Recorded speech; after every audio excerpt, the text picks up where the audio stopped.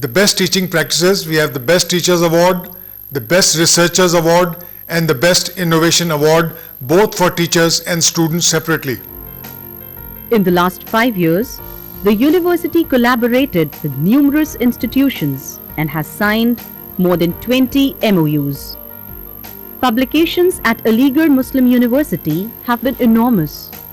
In the last 5 years, we have published 9,261 papers in peer-reviewed journals, out of which 91% of papers are published in journals listed in well-known international databases. Over 800 papers have more than 10 citations. Average impact factor for publication is 4.7. In addition to the research papers, 87 monographs, 769 chapters in books, 209 edited books have been published. These publications jointly have over 6,849 citations, 1 to 20 H index, and 0 to 10 impact factors. Besides these scholarly publications, an exceptional feature of the Aligarh Muslim University is the publication of a hall magazine in English, Hindi, and Urdu, contributed, compiled, and edited by students by each hall of residence. Not only this, students also publish magazines through the Students' Union, Department of English, and other literary clubs.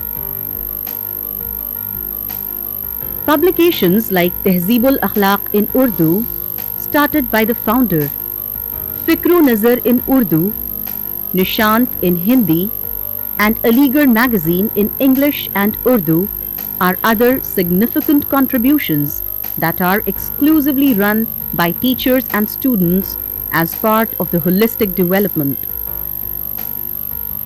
In addition to these, more than 20 research journals are published by various departments of studies. Departments of Civil Engineering, Pediatrics, Radiodiagnosis, and the University Polytechnic provide consultancy services to the leading public as well as private industries, institutions, and organizations, including Narora Atomic Power Station, NHAI, LIC of India, UP Power Corporation, Indian Railways, and others. Its rich industry-academia linkage is a source of experience and extension for the university. In the past 5 years, the university has claimed for more than 50 patents registered and filed. Faculty of Unani Medicine needs a special mention here for its incredible contribution in developing exceptional drugs and their formulations. Over 100 drugs and formulations which are being used by various drug industries can be seen listed in the National Formulary of Unani Medicine. Dawakhana Tibbiya College of the university produces and markets over 200 medicines for curing various health issues.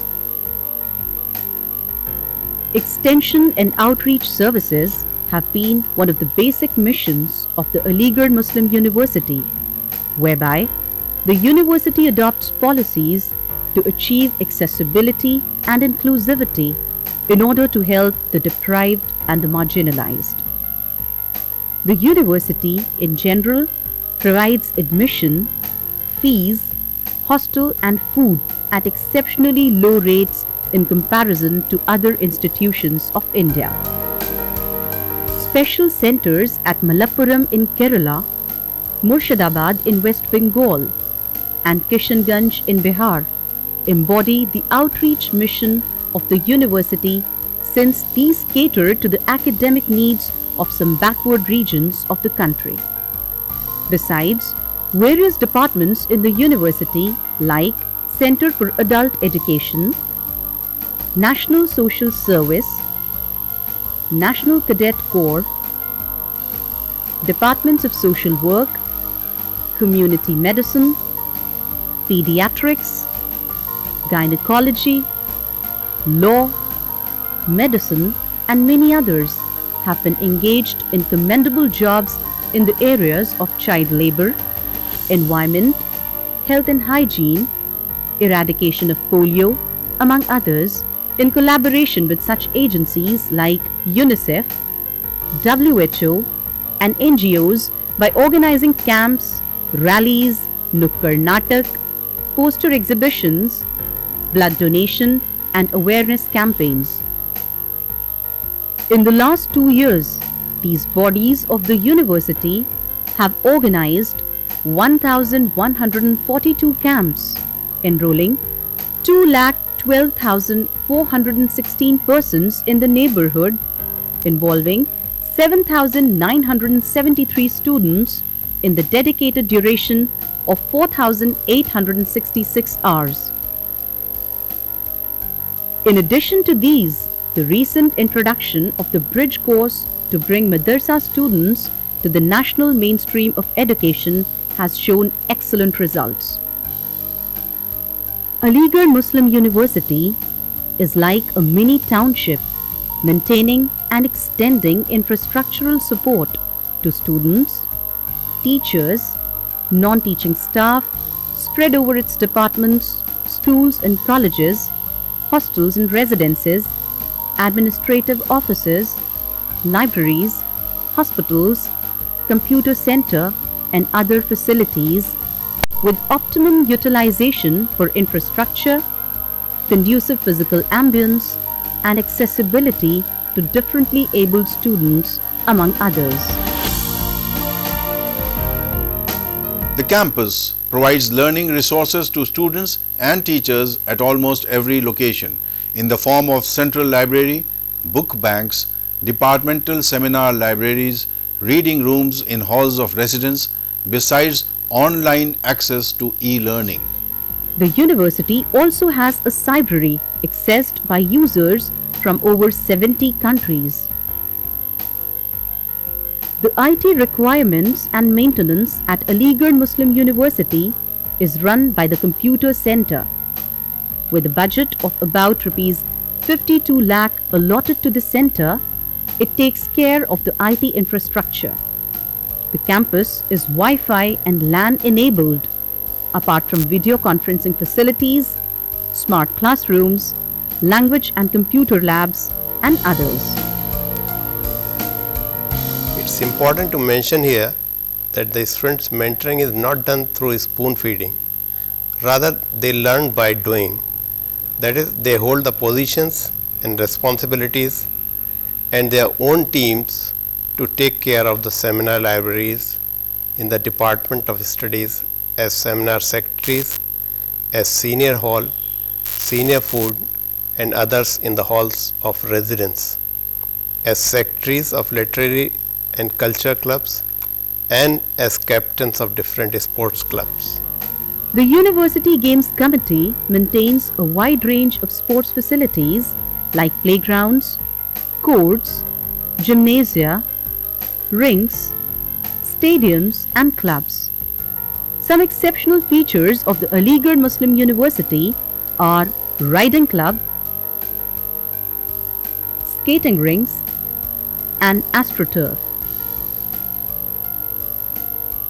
This club has produced such great sportsmen and Olympians like Aslam Sher Khan, Govinda, Zafar Iqbal and Lala Amarnath.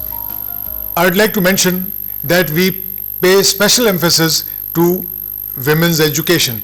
I would like to say that approximately 30% of our students are women, and they have contributed significantly in all spheres of activity, especially games. For example, Sara Naqvi is the badminton champion, and she has won laurels for the university, including Miss Anuraj Singh, who has won laurels in shooting.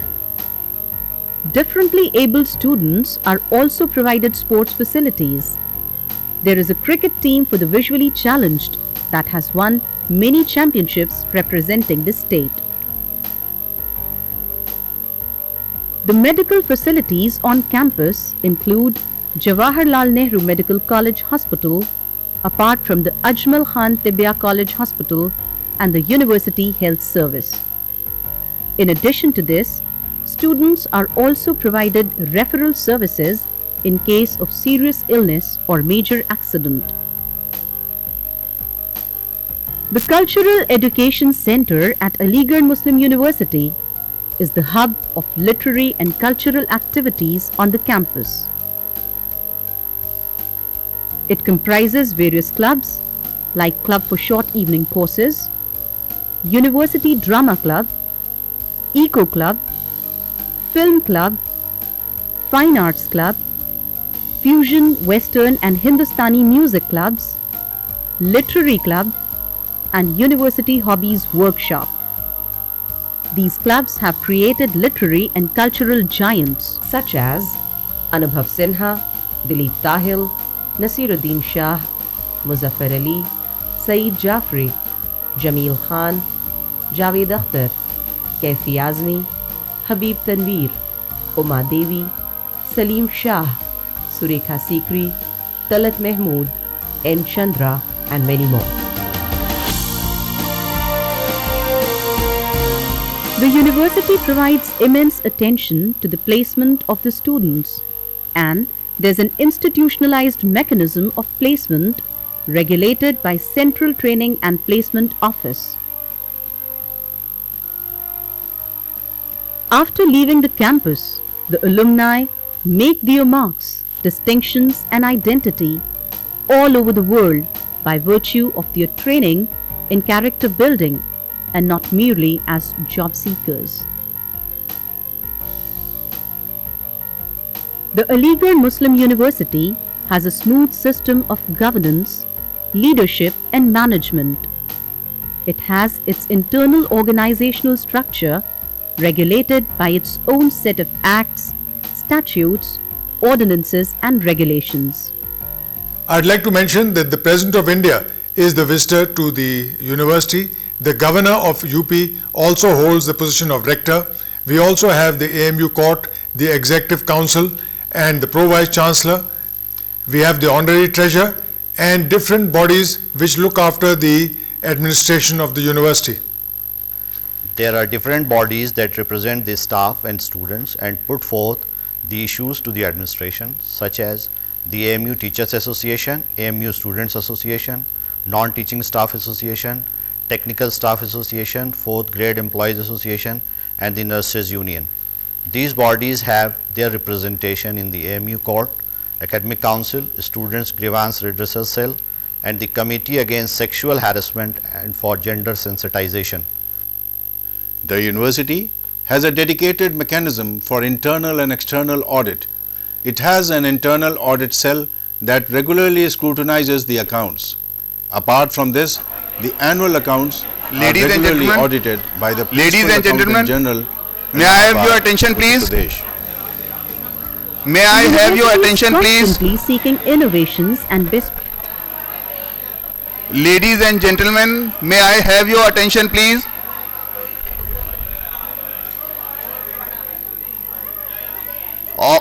All are requested to please settle down. The Vice Chancellor is about to arrive. Practices to revolutionize its All ladies working. and gentlemen are requested to please settle down.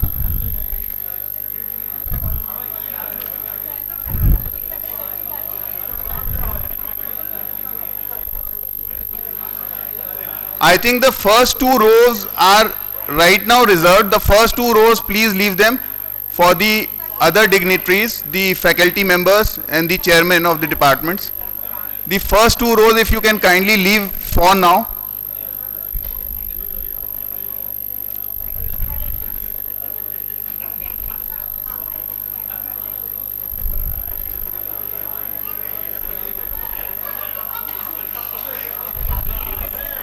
Have been significant changes in terms of technology, infrastructure, facilities, academic practices, security, health services, and financial support, among many others.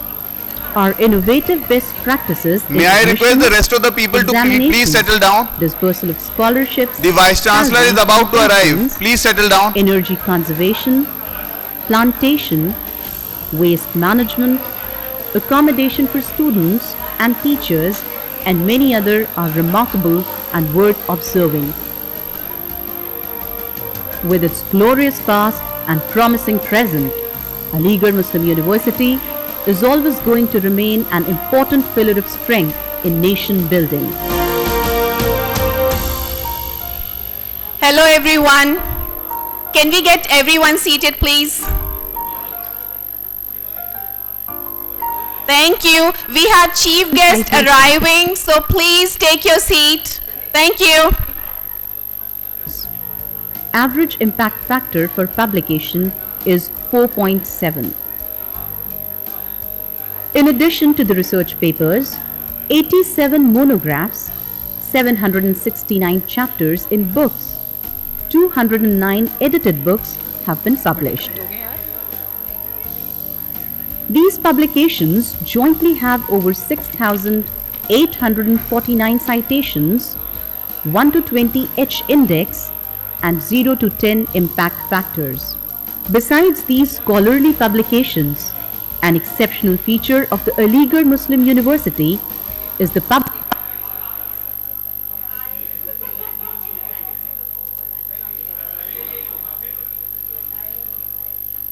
publication of a hall magazine in English, Hindi and Urdu, contributed, compiled and edited by students by each hall of residence. Not only this, students also publish magazines through the Students' Union, Department of English and other literary clubs. Publications like Tehzeeb-ul Akhlaq in Urdu, started by the founder, Fikr-o-Nazar in Urdu, Nishant in Hindi, and Aligarh magazine in English and Urdu are other significant contributions that are exclusively run by teachers and students as part of the holistic development. In addition to these, more than 20 research journals are published by various departments of studies. Departments of Civil Engineering, Pediatrics, Radiodiagnosis, and the University Polytechnic provide consultancy services to the leading public as well as private industries, institutions, and organizations, including Narora Atomic Power Station, NHAI, LIC of India, UP Power Corporation, Indian Railways, and others. Its rich industry-academia linkage is a source of experience and extension for the university. In the past 5 years, the university has claimed for more than 50 patents registered and filed.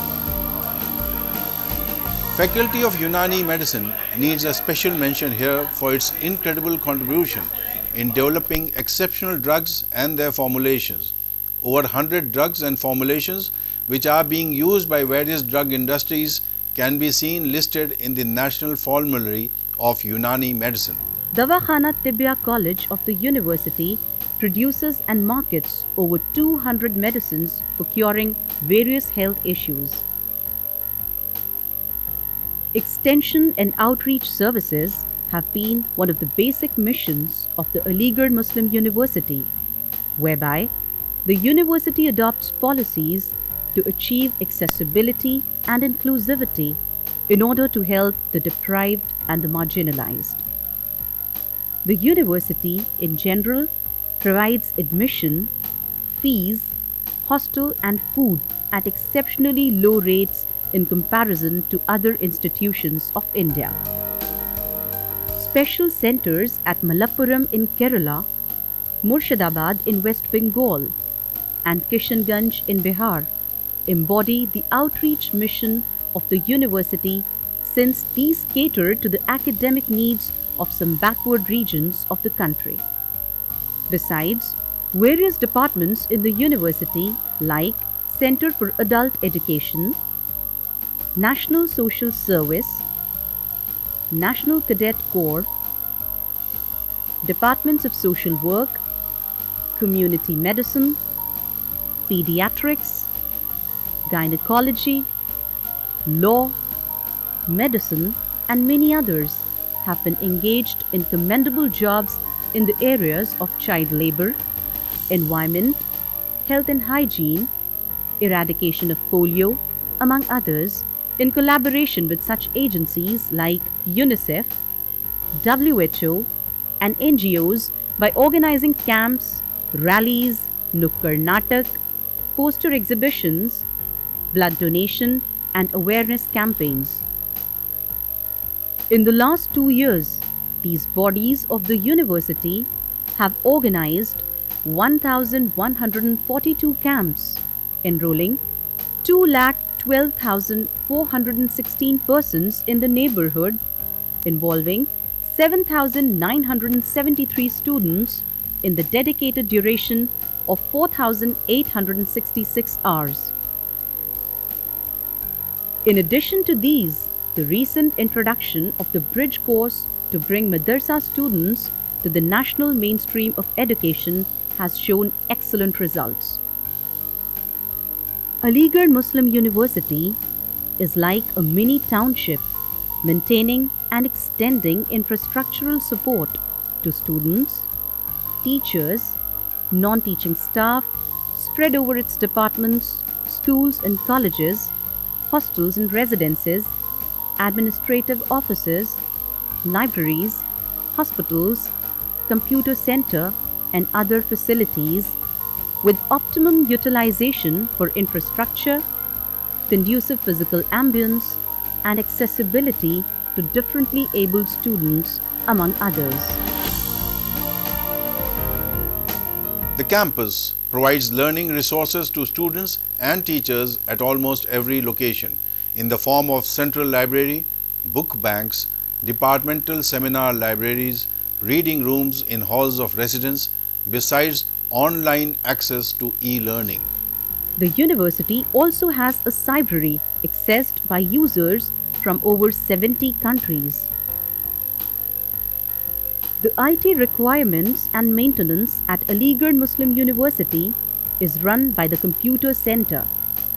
With a budget of about Rs 52 lakh allotted to the center, it takes care of the IT infrastructure. The campus is Wi-Fi and LAN enabled, apart from video conferencing facilities, smart classrooms, language and computer labs, and others. It's important to mention here that the students' mentoring is not done through spoon feeding. Rather, they learn by doing. That is, they hold the positions and responsibilities and their own teams to take care of the seminar libraries in the Department of Studies as seminar secretaries, as senior hall, senior food and others in the halls of residence, as secretaries of literary and culture clubs and as captains of different sports clubs. The University Games Committee maintains a wide range of sports facilities like playgrounds, courts, gymnasia, rinks, stadiums and clubs.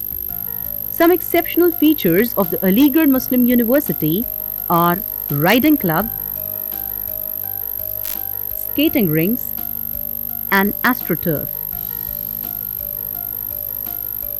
This club has produced such great sportsmen and Olympians like Aslam Sher Khan, Govinda, Zafar Iqbal and Lala Amarnath. I would like to mention that we pay special emphasis to women's education. I would like to say that approximately 30% of our students are women, and they have contributed significantly in all spheres of activity, especially games. For example, Sara Naqvi is the badminton champion, and she has won laurels for the university, including Miss Anuraj Singh, who has won laurels in shooting. Differently abled students are also provided sports facilities. There is a cricket team for the visually challenged that has won many championships representing the state. The medical facilities on campus include Jawaharlal Nehru Medical College Hospital, apart from the Ajmal Khan Tibia College Hospital and the University Health Service. In addition to this, students are also provided referral services in case of serious illness or major accident. The Cultural Education Center at Aligarh Muslim University is the hub of literary and cultural activities on the campus. It comprises various clubs like Club for Short Evening Courses, University Drama Club, Eco Club, Film Club, Hello everyone. Fine Arts Club, Can I request everyone to Fusion, sit? Western and We Hindustani will music have clubs, the Vice Chancellor should be here Literary in a club, minute or two, please. and Thank University you. Hobbies Workshop. These clubs have created literary and cultural giants. such as Anubhav Sinha, Dileep Tahil, Nasiruddin Shah, Muzaffar Ali, Saeed Jafri, Jameel Khan, Javed Akhtar, Kaifi Azmi, Habib Tanveer, Uma Devi, Salim Shah, Surekha Sikri, Talat Mahmood, N. Chandra, and many more. The university provides immense attention to the placement of the students, and there's an institutionalized mechanism of placement regulated by Central Training and Placement Office. After leaving the campus, the alumni make their marks, distinctions and identity all over the world by virtue of their training in character building and not merely as job seekers. The Aligarh Muslim University has a smooth system of governance, leadership and management. It has its internal organizational structure regulated by its own set of acts, statutes, ordinances and regulations. I'd like to mention that the President of India is the visitor to the university. The Governor of UP also holds the position of Rector. We also have the AMU Court, the Executive Council and the Pro-Vice Chancellor. We have the Honorary Treasurer and different bodies which look after the administration of the university. There are different bodies that represent the staff and students and put forth the issues to the administration, such as the AMU Teachers Association, AMU Students Association, Non-Teaching Staff Association, Technical Staff Association, 4th Grade Employees Association and the Nurses Union. These bodies have their representation in the AMU Court, Academic Council, Students Grievance Redressal Cell and the Committee Against Sexual Harassment and for Gender Sensitization. The university has a dedicated mechanism for internal and external audit. It has an internal audit cell that regularly scrutinizes the accounts. Apart from this, the annual accounts are regularly audited by the Principal Accountant General, Allahabad, Uttar Pradesh. The university is constantly seeking innovations and best practices to revolutionize its working. There have been significant changes in terms of technology, infrastructure, facilities, academic practices, security, health services, Hello everyone. and financial support among Please many others. be seated. Our innovative best We have practices our in chief admissions, guest arriving in a examinations, minute. dispersal of Can I scholarships, request everyone to salaries please and take your pensions, seat? energy conservation, plantation, waste management, accommodation for students. Hello, I know everyone is very Many other excited and remarkable probably we are, work but of we need to service. be seated to welcome our With chief its glorious guest. past and promising present, Aligarh Muslim University is always going to remain an important pillar of strength in nation building.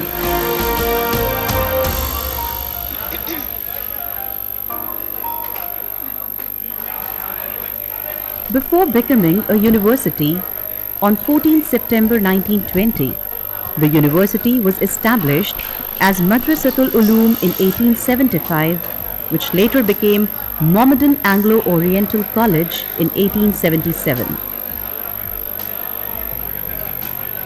The founder's vision and mission of nation building, national integration, free inquiry, moral value and tolerance can be witnessed even today.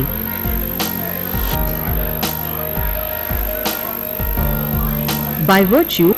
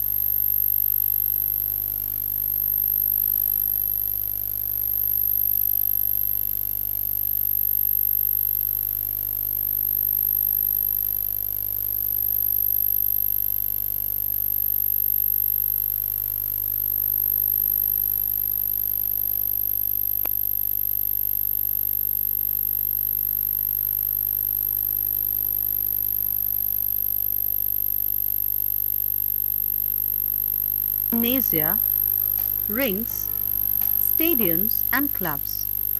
Some exceptional features of the Aligarh Muslim University are riding club, skating rinks and astroturf. This club has produced such Hello everyone. and Thank you so much. like Aslam I didn't have to say anything. Govinda, Zafar Iqbal and Lala Amarnath. I would like to mention that we pay special emphasis to women's education. I would like to say that approximately 30% of our students are women, and they have contributed significantly in all spheres of activity, especially games. For example, Sara Naqvi is the badminton champion, and she has won laurels for the university, including Miss Anuraj Singh, who has won laurels in shooting. Differently abled students are also provided sports facilities. There is a cricket team for the visually challenged that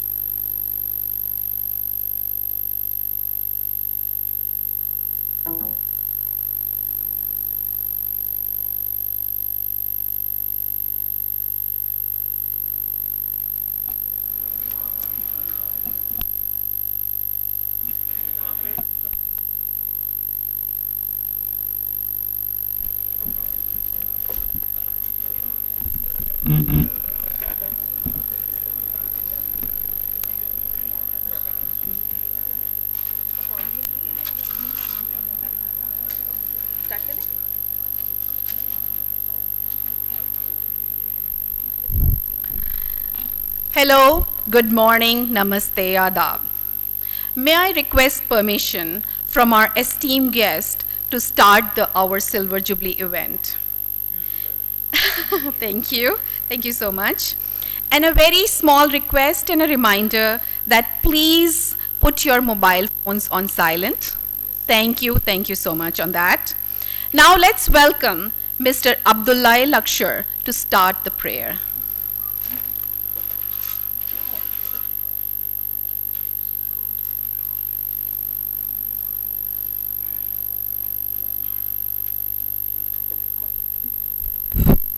السلام عليكم. أعوذ بالله من الشيطان الرجيم. بسم الله الرحمن الرحيم.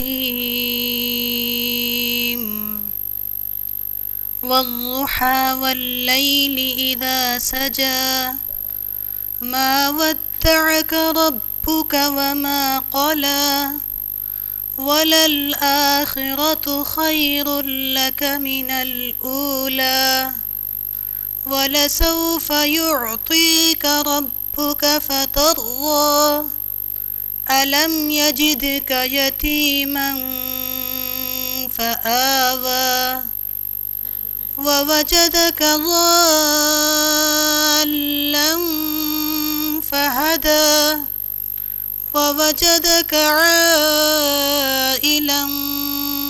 فأغنى فأما اليتيم فلا تقهر وأما السائل فلا تنهر وأما بنعمة ربك فحدث صدق الله العظيم.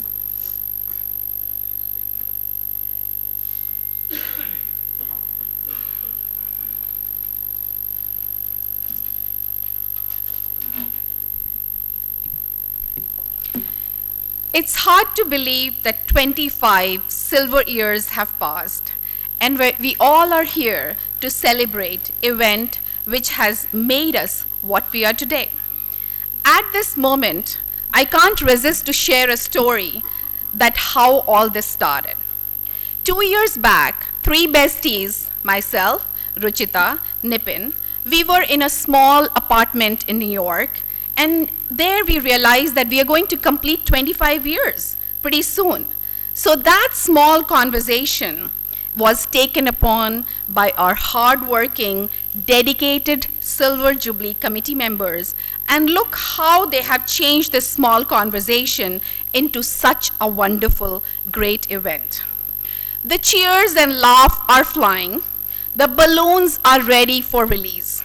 It's a great day. One day we have been planning and waiting for. Dear friends, it's a great day. And look around you, an amiable welcome, full of friendship is yours. Now, let's start this great event by inviting Fawzia Tarannum to give us a welcome address.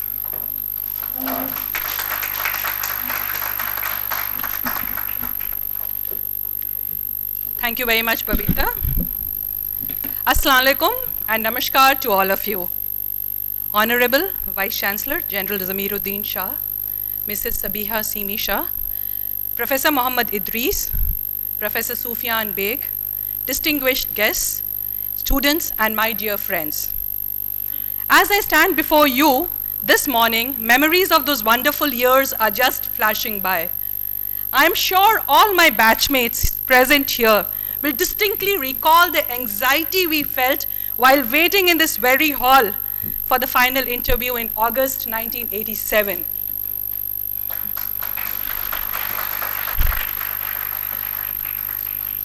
You will also agree with me that the memories were pleasant enough to bring us back here this morning.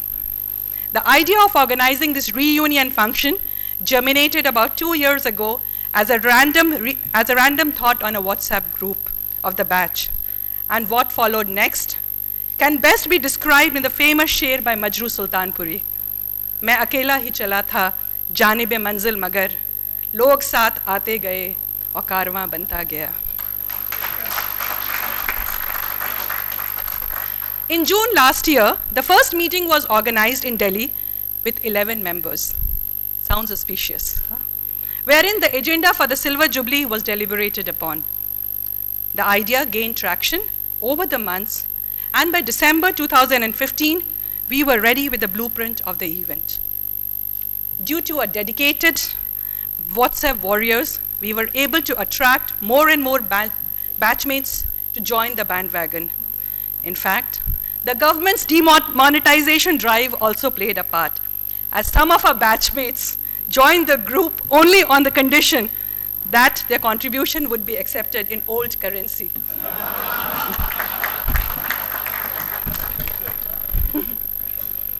Around the same time, we also constituted a trust by the name AMU Engineers Trust for crowdfunding to support projects and to contribute to the society with a special focus on education for girls. In a short span of 1 year, sir, the trust has been able to raise funds for supporting the team doers in developing the all-terrain vehicle, reimburse the tuition fee for one student from the civil engineering department, and shall be committing funds today for IT infrastructure upgradation of the electronics, engineering, and civil engineering departments of Zakir Hussain College of Engineering and Technology. The event, I would like to concede, is being organized on a shoestring budget. It required deft negotiations with all concerned to keep the costs in check. I cannot help but acknowledge the relentless hard work of all my fellow members of the organizing committee, most notably Seema, Ashwini, Mujib, Vikas, Pankaj, Pravish, Aqil, Ajay, Umar, Salman, Babita, and Uruj, but for whose efforts organizing the reunion function would not have been possible. Today, we are indeed honored to have the Vice Chancellor of Aligarh Muslim University, General Zamiruddin Shah, with us as the chief guest for the function. We would like to thank him for not only graciously accepting our invite, but also granting us permission to use the university premises and the resources for the event. Sir, your guidance and support in conduct of this event is gratefully acknowledged. On behalf of everyone present here, we would like to extend a very hearty welcome to General Zamiruddin Shah and his good lady, Mrs. Sabiha Sini Shah.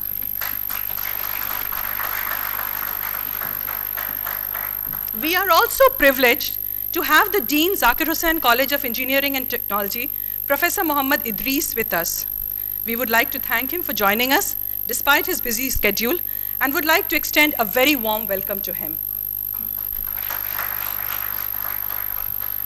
Welcoming the principal of Zakir Hussain College of Engineering and Technology, Professor Sufyan Beg, a dynamic and visionary leader, to this inaugural function gives me a special pleasure. From the time we got in touch with him, he literally owned up the event and lent his full support in tying up the local organizational and administrative requirements. Professor Sufyan, we are indeed indebted to you for all the help extended by you and your team members, and it's our honor for us to cordially welcome you to the event. We would also like to extend a very warm welcome to chairmen, members of Zakir College of Engineering and Technology, other distinguished guests, and the vibrant student community present in this room. And finally, it's my pleasant duty to extend a very warm welcome to the family members of our batchmates who took out their precious time and joined us to express their solidarity. We also express a heartfelt gratitude to them for their patience, understanding, support, and cooperation to make this event possible. At this juncture, I would like to pause and remember our batchmates, namely Shaista, Manisha, Aditya, Asad, Rajneesh, Uday, and Fakhre Warsi, who are no longer with us. I'm sure they are watching us from heaven and wishing us good. May their soul rest in peace. I sincerely hope the memories of the reunion function shall be cherished by all of us for a very long time. Thank you and have a great day ahead.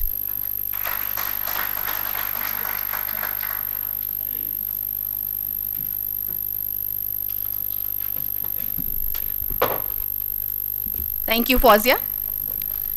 It was just hard warm welcome given by her, and we definitely just, I cannot believe we have few of our colleagues who are not with us, but with an emotional start, I would just, it's my immense pleasure to invite our principal of Zakir Hussain College and Technology, Professor M.M. Sufyan Beg, to give us an inaugural address.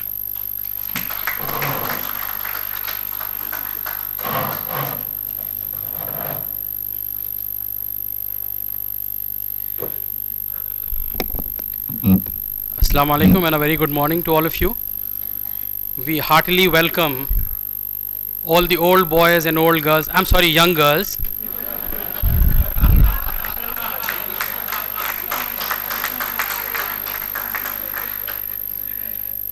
So I heartily welcome all the old boys and young girls to this reunion, Silver Jubilee reunion.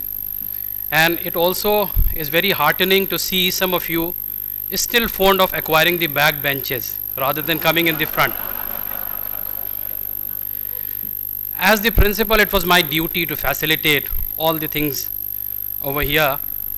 Apart from that, many of you already know, but let me apprise you that I am a year junior to all of you. I am a 92 batch.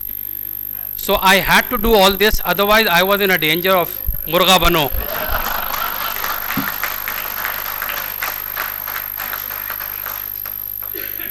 And also, coming to the registration part, Fawzia missed a trick.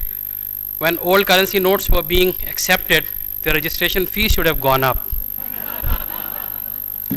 I have a brief presentation that I would like to just rush through because I know we are hard pressed for time. So just to remind you of the role that an alumni or an alumnus can play. So we have the greatest test to the strength of the college's program, emotional attachment to the college that every alumnus has, and more so for the Aligarh Muslim University, we all know that. An experience of industry and outside world that you carry behind you, that is a lot that we can benefit from.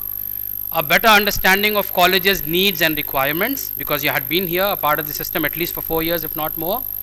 An ability to act as a bridge between institute and industry, that is something that we have been lacking, and we look up to you to provide that.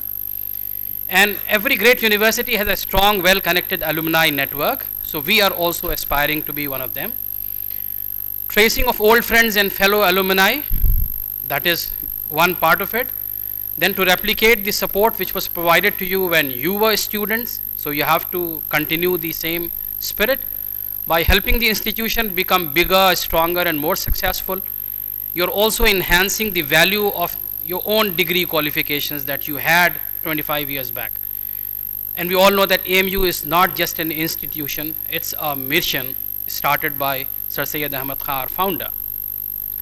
One of the great examples, Dr. Ziauddin Ahmad, had been an alumnus, but he served the university, and let me say that he served the university much more than what he gained from here. So that is something that we all have to aspire to be. A college gets better through the curriculum, faculty, students, research, infrastructure, and alumnus or the alumni, they can step in at each and every step of this circle that makes college a great college. Now what can be your role as an alumni, as an alumnus? Building the reputation of the college, this is one of the problems that we are up against. Unfortunately, AMU has been at the receiving end from the media.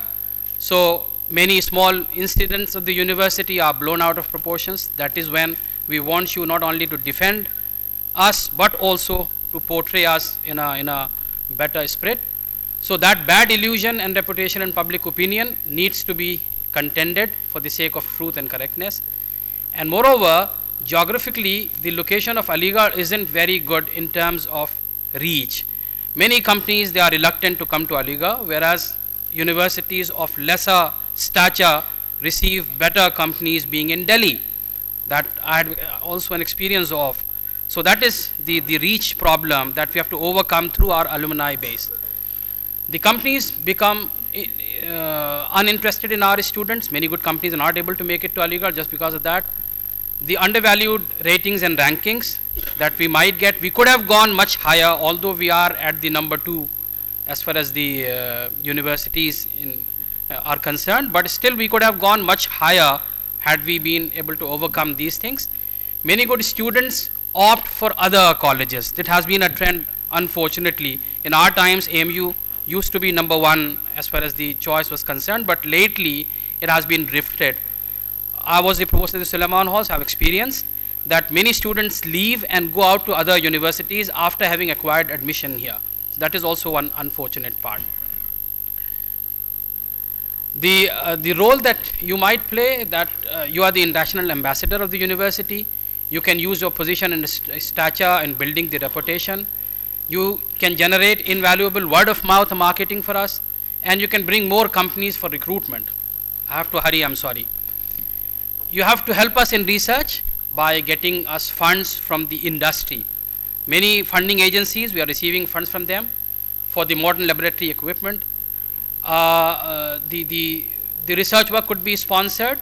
Some of the live projects that you might be working on, you can extend it to us. Our faculty, our students would be very happy to take it up. We have got the workforce, we need the ideas, we need the people to support. It will also help in building the reputation of the college. The students can be assisted in their research work by technical assistance from esteemed personalities having good experience in research work. Collaborations, which you can facilitate with your industry, with the university if you are with one, or other such research organizations. You can use your good position to have collaborated work done with the students of other universities, and you can engage the expertise of the institutions in their professional lives. And MOUs could be signed with your help so that things can proceed in the right direction. Different cells we have already established, but they need support. Like Entrepreneurship Development Cell, we have got Society of Automotive Engineers, we have got CARET, which is the Center for Advanced Research in Electrical Transportation. They're all active in college, and we are looking for collaborations. Alumni can help in establishment of new centers of reputed engineering societies. You can share your experience with our students, experience in all walks of life. That is always helpful. Let me hurry up because I know I'm running short of time. So that experience can be shared. One thing that you can facilitate is the mentoring part. Our students, they need mentors from the industry to guide them what is going on in the industry and what all can you extend the help with. Financial assistance is also one of the important parts, not just in terms of money, it could be in terms of equipments. I'm glad three of our alumni, they came forward from Brisbane to provide certain facility in mechanical engineering. So some of you may tie up, or on your own you can come up with some kind of financial assistance. You have to figure out how can you step in. Building infrastructure, we are glad that our management complex has come up in a big way by a big chunk of money coming from one of our alumni, Frank Islam. He established the entire center with the help of other people. Dr. Nadeem Tareen, who has been our alumnus and engineer, he has been helping the university in so many ways. So some of you might, take it to your heart and help us in developing things over here. You can also do the fundraising on our part. Form an alumni association, do the fundraising, extend the benefits to us so that things could be taken up. Research and projects that I had been saying, these are the points that I have listed for you. I can share these slides with you later. Some of you may be interested in some part of it. Arranging a scholarship. I'm sure, I'm happy to announce that one of your batchmates have extended one scholarship that will be formally announced, I believe. Students, they want to go abroad. If you can facilitate them by giving them the information about the universities, by helping them with the application process, by providing them with the fees that these students have to pay in dollars, that become too much for them. So maybe a little help from you will go a long way. Interacting with the students. Whenever you come to Delhi, or if you are around, please give us a call and do come down, interact with our students to boost their morale and confidence. Promoting entrepreneurship by funding good business ideas. Students are full of ideas. We need people to take it up. We need incubation centers. We need people to take it along. There are recent contributors that I've talked about. It's time to pay back to our alma mater to make the dream of Sir Syed Ahmad Khan come true. Overall, it's you who can define the role best suited to you. Thank you very much.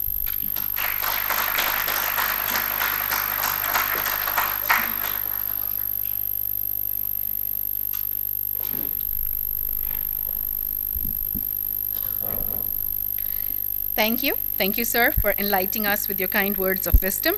And I'm sure our great alumni group will be able to extend all the help needed by the university.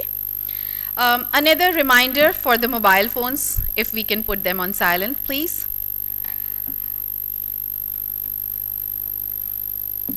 Now, we would like to invite our respected Professor Mohammed Idris, Dean of Zakir Hussain Engineering College and Technology, to give us a special address.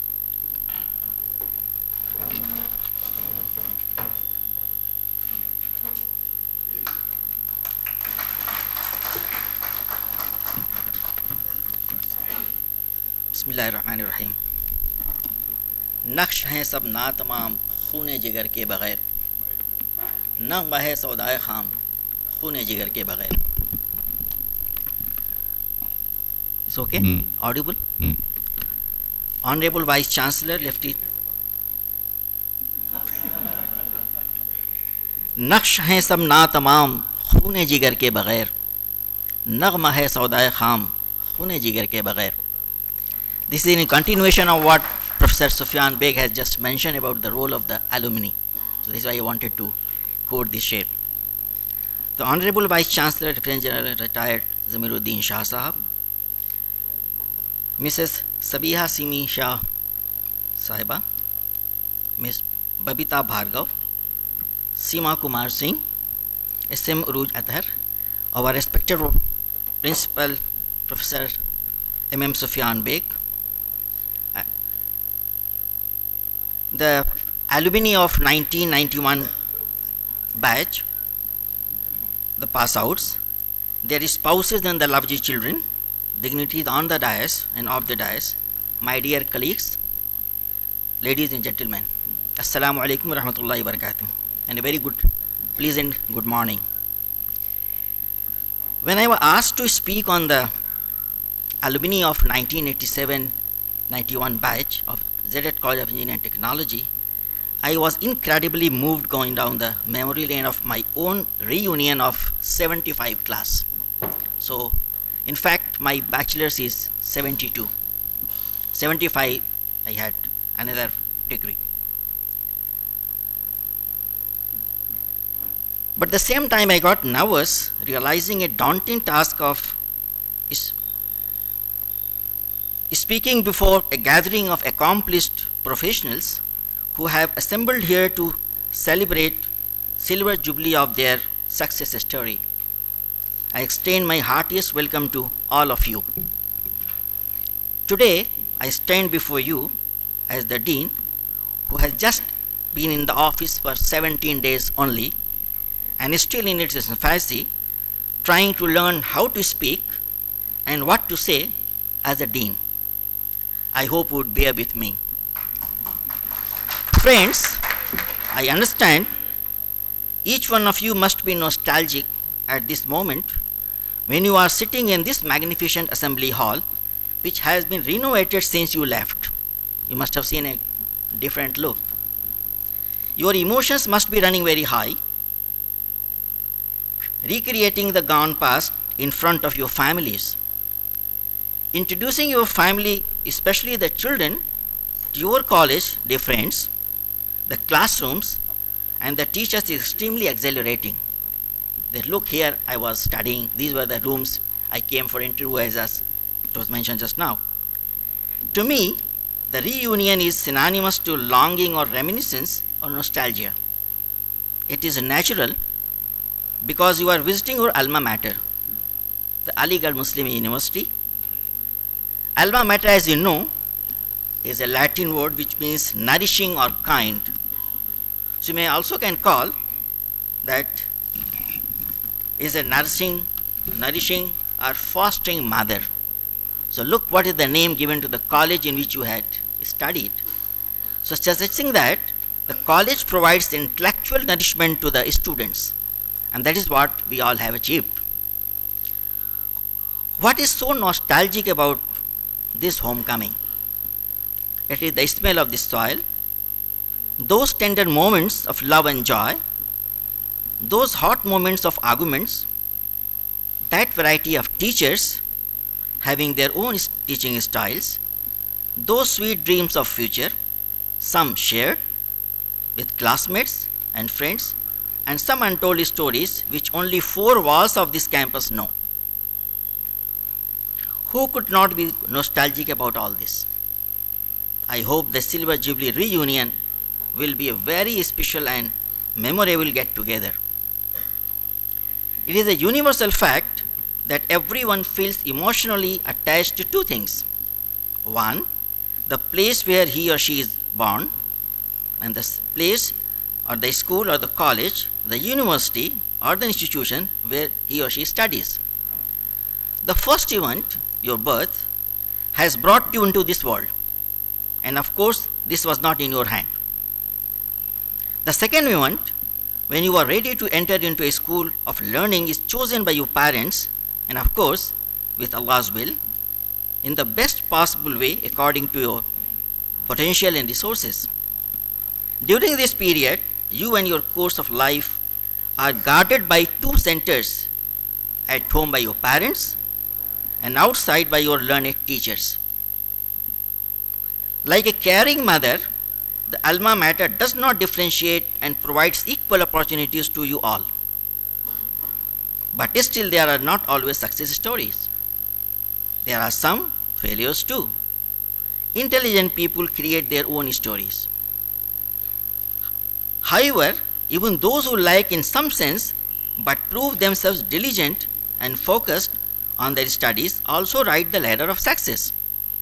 I am so happy that all of you have proved yourself in this competitive world. This is a moment of great pride for your alma mater. Alumni meets are also provide a platform for ensuring and facilitating the continual bonding of the classmates. Allow me to create a children's poem which reads like this. There is a big ship, there is a small ship, but there is no ship like friendship.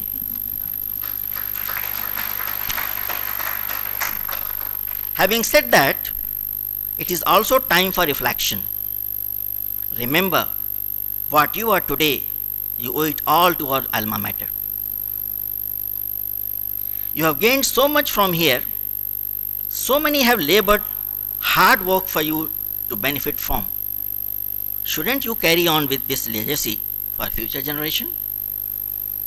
This brings us to the concept of paying back, and already that has been talked about much.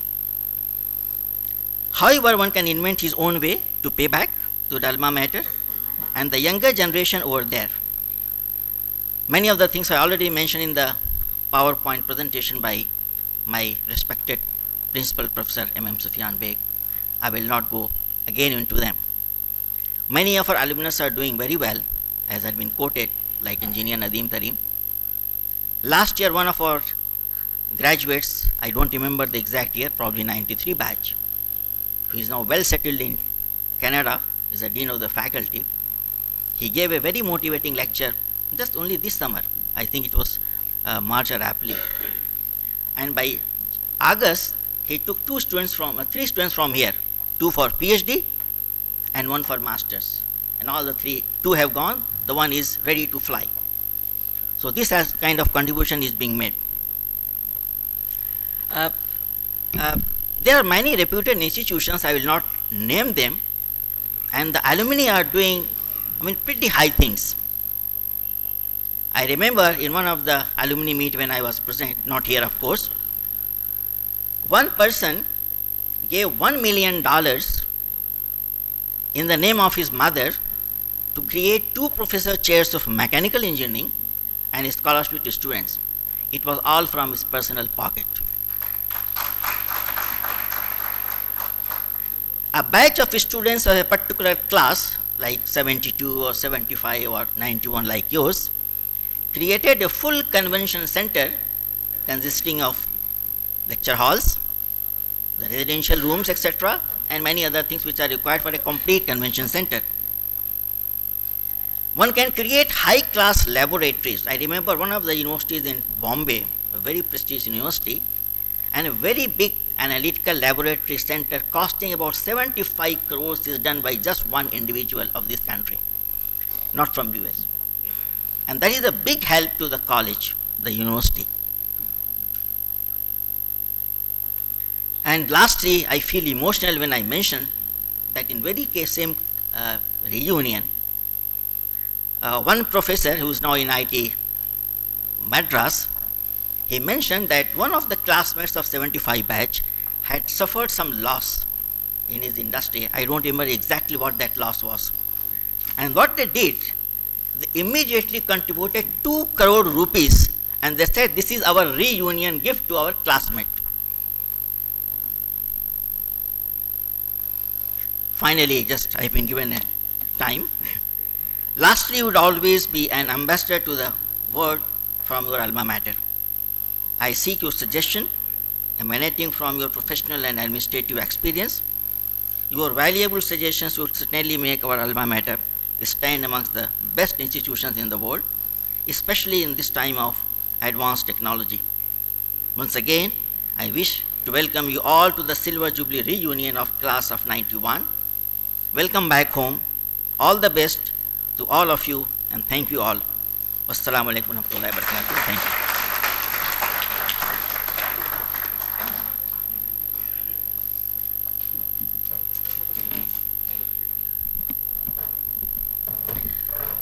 Thank you. Thank you, sir, to share your views and bless us with your kind words.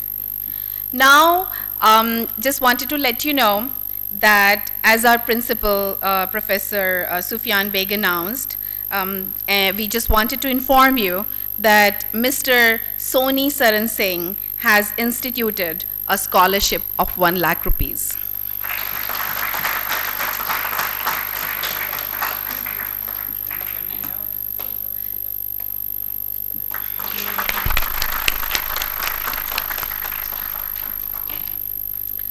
We had received several requests from the principal for supporting our college.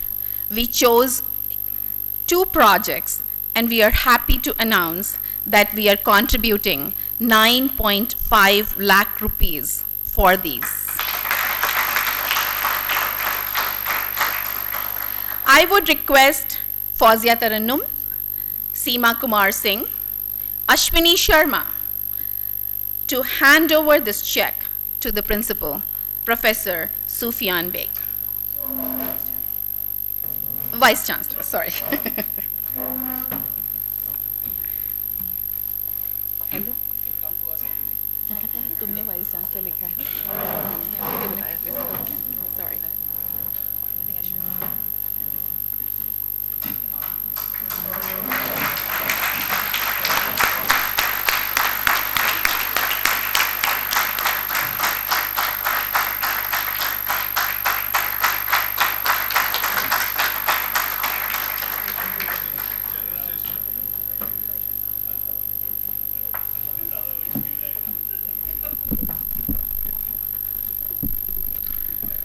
Now we would like to request our Vice Chancellor, General Zamiruddin Shah, to deliver the keynote address.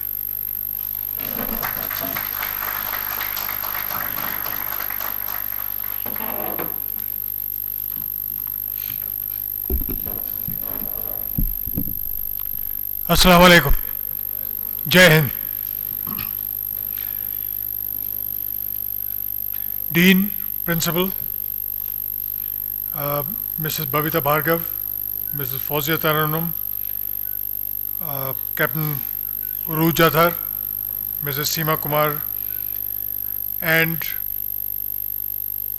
engineers of the 1991 batch. Welcome home. The Dean was wondering what to say, but he spoke very well. I'd like to give a piece of advice when you are speaking in public. Speak from the heart. It may be on the left side of your body, but always tells you the right thing.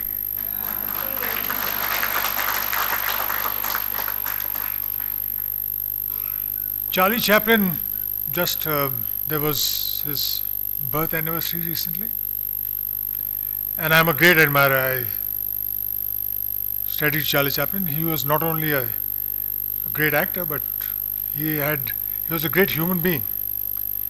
And what he said about education was very, very important.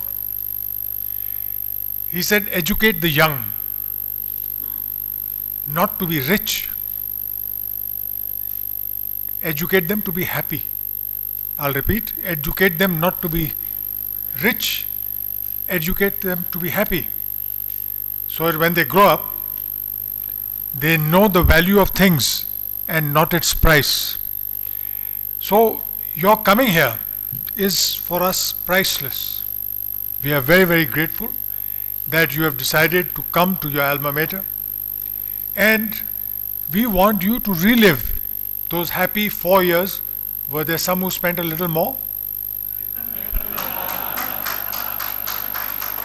But I would say those 4 years plus, I won't say minus, but we want you to relive them, because all the reunions I've attended of my class and of my classmates of the National Defence Academy and Indian Military Academy, we have become what we were at that point of time. So I will not interfere very much with your celebrations, but I will join in off and on, because I want you to let your hair down and really enjoy. You all are aware that Aligarh Muslim University has regained its pristine glory. Times Higher Education London and US News and World Report have consistently graded us #2 university of the country. Punjab University is slightly ahead, and if we take care of our research, we'll be able to beat them, I'm certain. But I always said we are aiming for #1. If we get it, and we are trying by 2017, that is you all know the importance of 2017, the 200th birth anniversary of our founder, and we hope to achieve it by that time. I've always been saying that we are demanding 3 T's from our alumni: their time, their talent, and their treasures. Thank you for the treasures. We welcome the check very, very generously given by all of you, but give us your time also. Come in for summer university, come and take a few classes, motivate people. They will be highly motivated listening to you, your success stories. We need to drive the devil out of their minds that they are being discriminated or that Aligarh Muslim University students are discriminated. No, not at all. We need to drive that out of their minds, and you can do it. We have been aiming at inculcating oneness. I've been saying Aligarh Muslim University is a salad bowl. You make salads at home, the ladies, and I hope some of the gents. Salad, you are in a large, huge bowl, Aligarh Muslim University. We may be of different religions, different cultures, which are identifiable, and those separate identities must be maintained. But we are part of the bowl. That means we are integrated in this great country of ours, but not assimilated. We like to maintain our own, whatever little difference we have. So we are trying to inculcate this sense of belonging, this sense of oneness, this sense that we owe a duty to our country. And I am very, very pleased to report that Aligarh Muslim University has responded very, very well. And you've not heard of any disorder or anything like that in the university. So we are moving on the right track. I would like you to please do not miss out on the tour of the university. I know that you may be a little tired, but it is in the afternoon at 2:30. Please go and see your university. You will not find any slums. You will not find any decrepit buildings. You will find the roads tree-lined with dividers. You will find all the old buildings restored. Statue Hall, Jama Masjid, Kennedy Hall.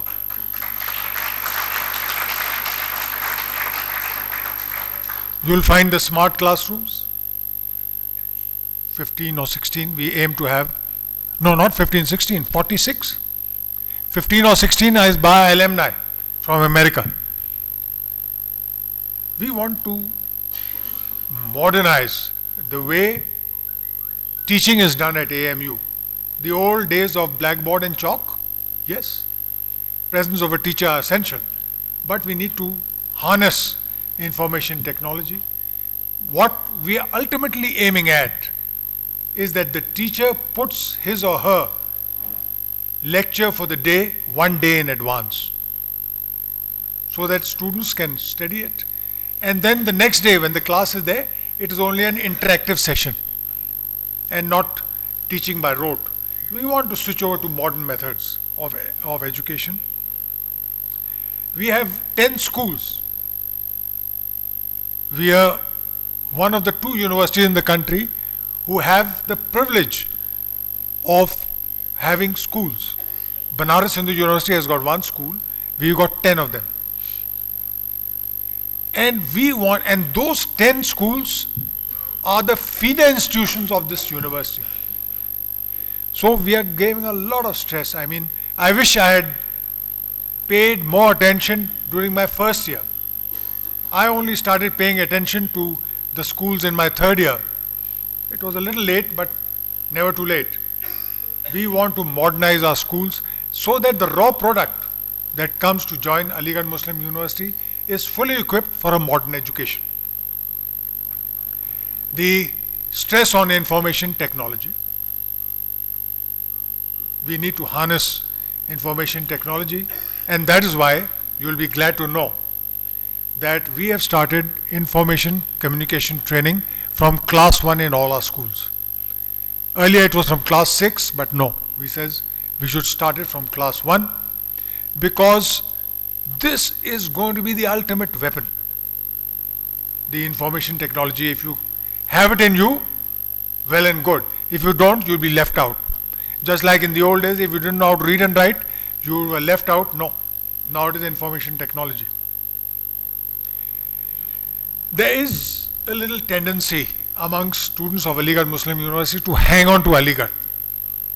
It's a wonderful environment. You can get your afternoon siesta.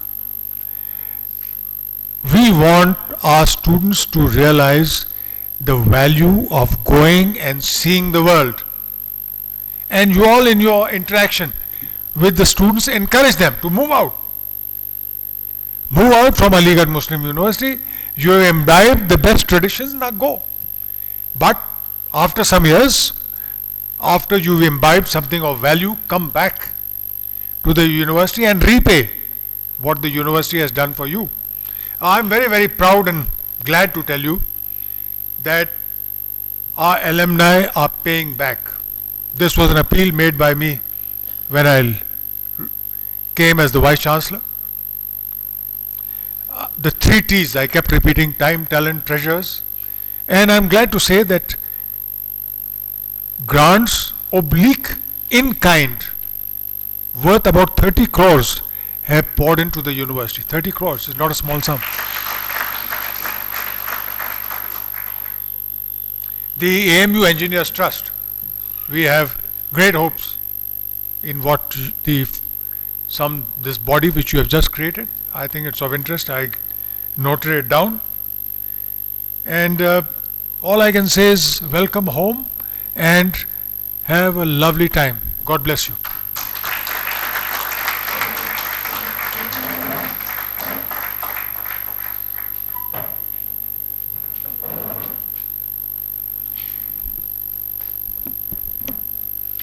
Thank you, sir. Thank you so much for being an ideal example and motivation to all of us. I just wanted to let everyone know that Nasiruddin Shah, our actor, a great actor, he's younger brother to our Vice Chancellor. So just wanted to let you know. As part of this event, we have come up with commemorative coffee table book. May I request Editor Captain S.M. Uruj Athar to release the book.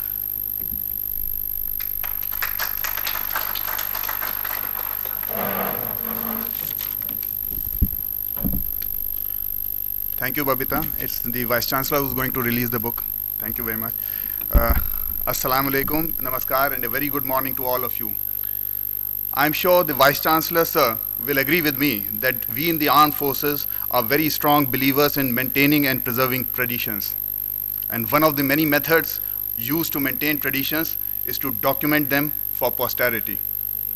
Having personally gone through a number of evolutions of getting various commemorative coffee table books published during my service career, it was but natural for me to float the balloon of bringing out a similar book during one of the reunion meetings.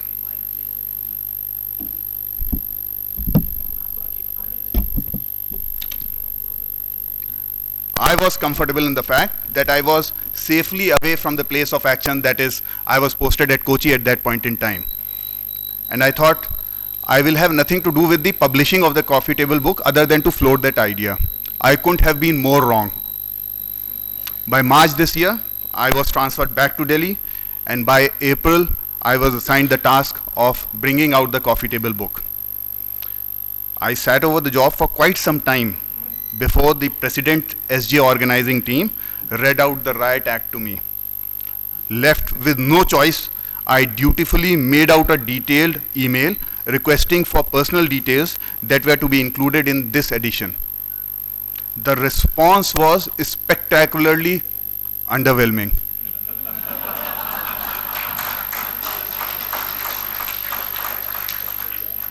And I promptly lost interest. But I must confess that none of the reminder emails that came in my name were sent by me. And now you can guess who sent those reminder emails, but they were definitely not from me.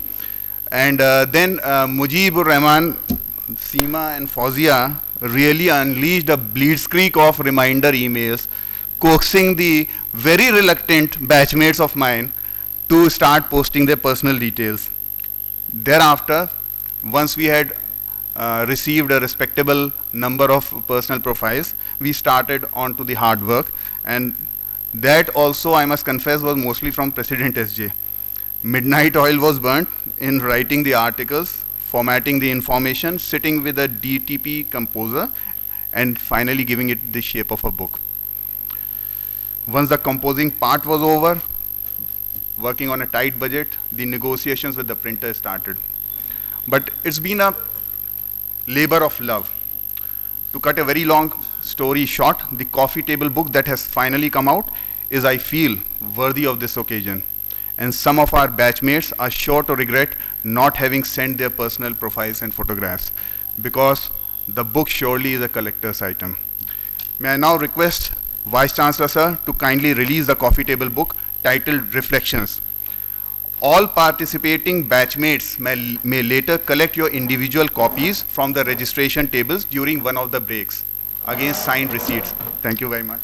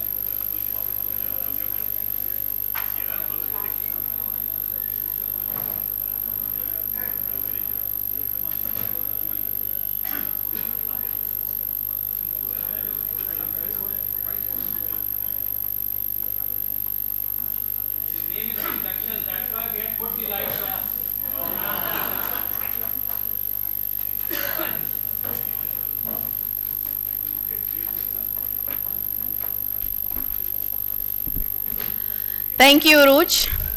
As always, you've been a star and you've always been great and on top of everything you do. So thank you again. Now we would like to express our gratitude to the people without whose this support, this event would not be possible. Let's get Ashwini Sharma to hand over the memento to our Vice Chancellor, General Zamiruddin Shah.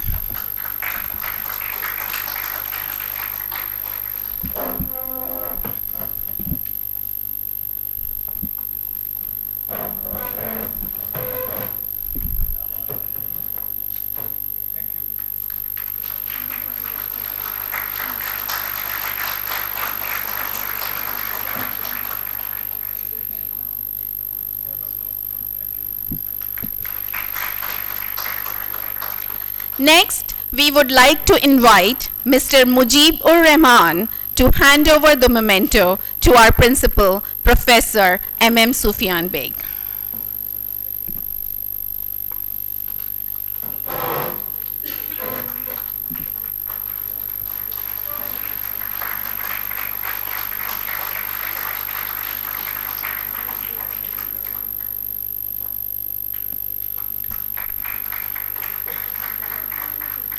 Next, let's invite Vikas Bridge-Koshli to present the memento to our Dean Professor, Mohammed Idris.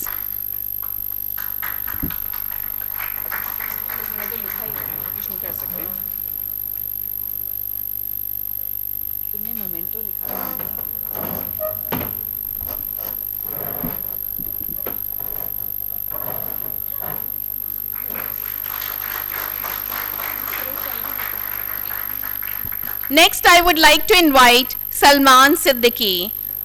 Oh, sorry. We don't have him here. Pravish Hassan to present it to Mr. Shahabuddin Khan, horticulturist.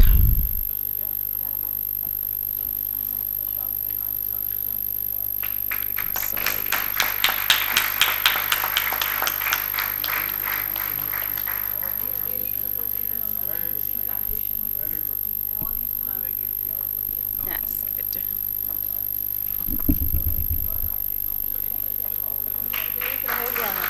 क्या चीज़? वो है नहीं।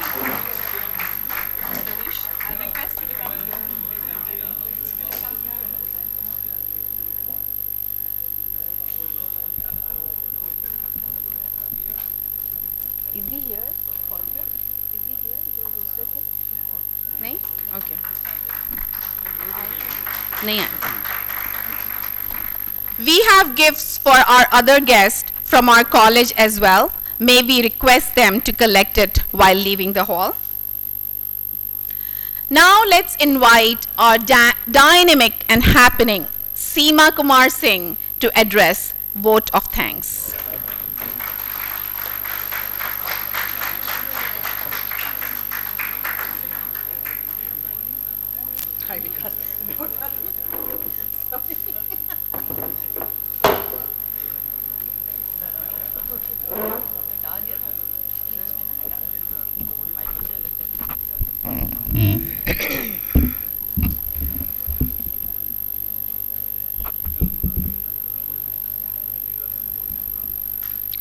Assalamu alaikum, namaskar, jai hind. Good morning everyone. It's a great feeling to be here after such a long time. Time flies, but memories last forever.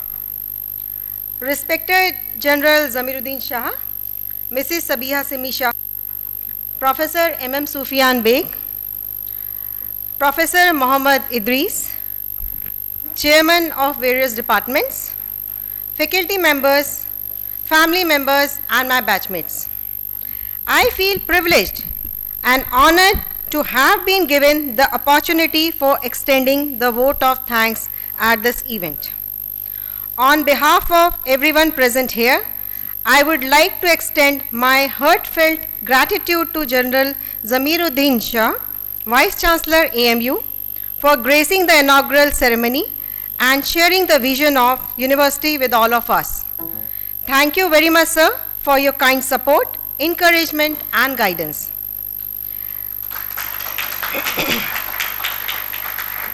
I would like to take this opportunity to express our sincere thanks to Mrs. Sabiha Simi Shah, wife of Vice Chancellor. We are greatly encouraged by your gracious presence. Thank you, ma'am, for joining us today. I take this opportunity to express our sincere thanks to Professor Sufyan Beg, Principal, for his guidance and generous support extended during the course of preparation for the event. We are extremely thankful to Professor Muhammad Idris, Dean, for his gracious presence and support provided at this function. We are highly obliged and thankful to all chairmen and faculty members for taking out time to join us, sir. We are thankful to, my special and wholehearted thanks to all the staff and members of the administration for their immense support, cooperation, dedication, teamwork, and untiring efforts. I would like to extend our deep sense of appreciation to Mr. Shahabuddin Khan, Horticulturist, Manager, Land and Gardens, for his support and guidance in the tree plantation. I take this opportunity to extend our gratitude to all the family members who have come from far off and different places for their support and cooperation to make this event happen. I also extend my thanks to our batchmates for their wholehearted support and contributions for the preparation and celebration of the Silver Jubilee reunion. An event of this dimension cannot happen overnight. It requires good foresight, hard work, planning and execution. We have been lucky enough to be backed by a team of very motivated, enthusiastic and passionate batchmates whose unconditional support made this happen. I would like to take this opportunity to express our hearty thanks to the Silver Jubilee core team who worked tirelessly to make this event a memorable one to be cherished in our hearts for a long, long time. Thank you, Fauzia, Babita, Farazia, Pravish, Ashwani, Vikas Bridge, Uruj, Mujib, Umar, Salman, Samir, Akil, Gurdeep, Anil, Ajay Goyal, Naveen Goyal, Pankaj Garg, and all others. After 2 decades being apart, when we contacted our university for organizing this event, we didn't feel like we are approaching them after a long time.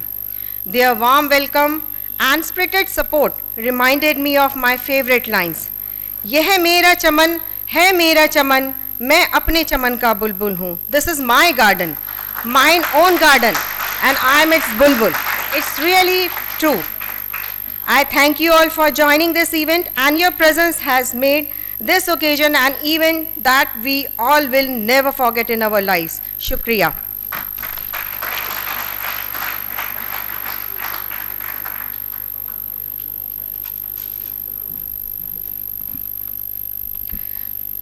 Thank you, Seema. Let's everyone stand and pay homage and pay our respect to our Grand Silver Jubilee events by playing University Tarana, followed by our national anthem.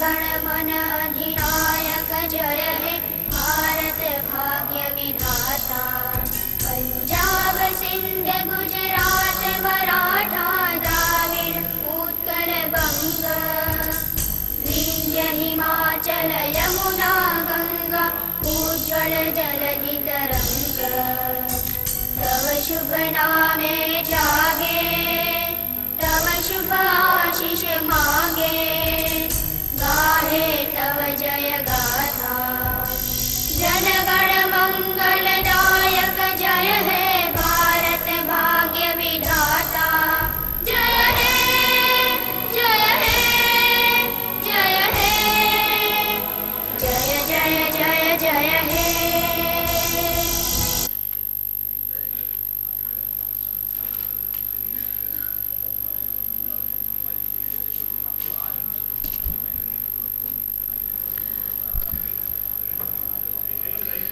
Now we request all alumni to stay back for the photo session, and family and friends can move to the adjacent hall for high tea.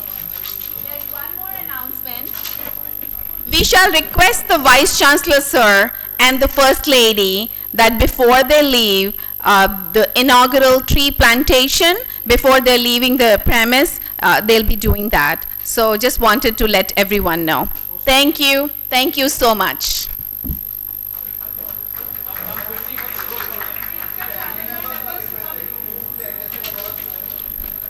We want alumni members quickly to gather and just make 4 rows. We need to take a photo. And volunteers, if you could come and assist us.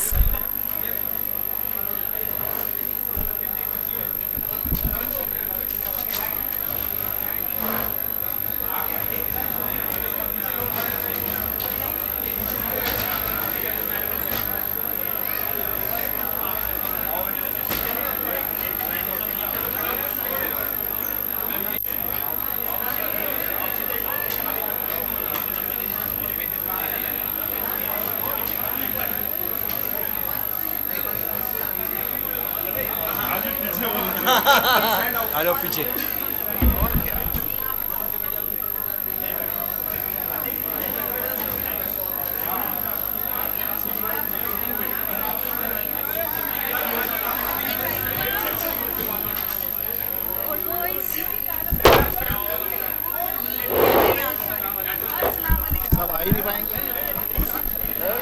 We request the alumni to quickly gather for a photo session. We have volunteers who will be assisting. I think on the chairs we have, if we can get few of the females to sit there too. I think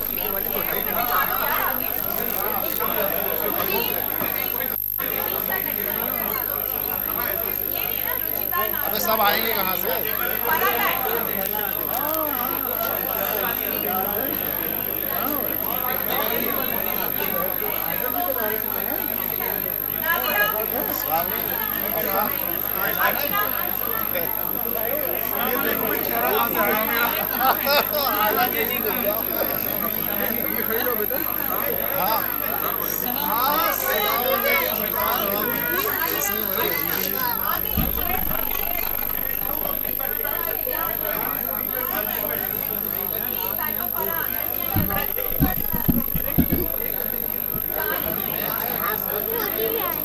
बेटा बीच में दर्द हो रहा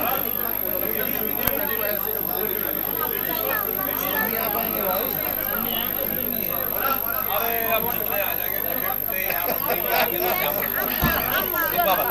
सही बात और ये कोई मौसम की शादी में बात मिल रहे हैं हाँ शादी में तो आए थे ना एक चेयर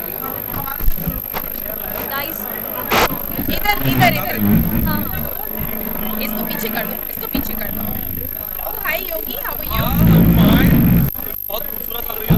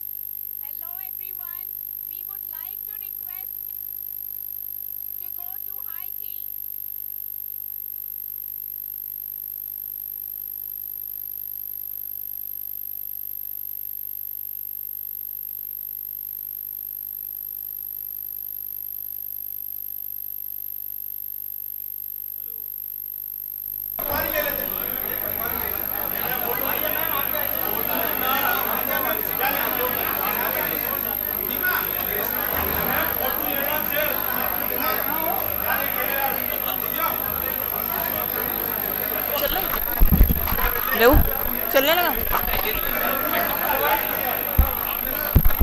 हेलो हेलो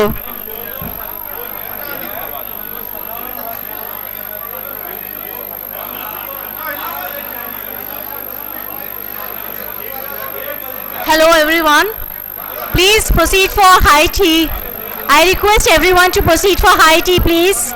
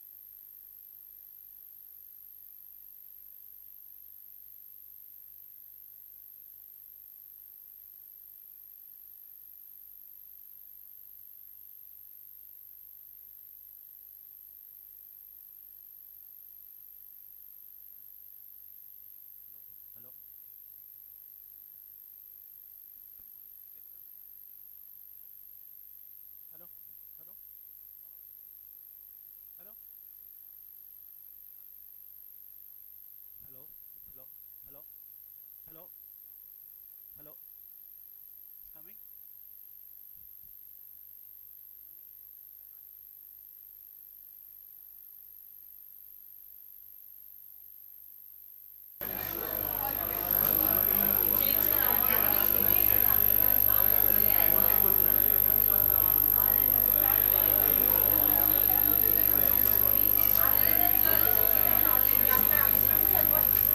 या वो रखने दो, ये तो निकालो.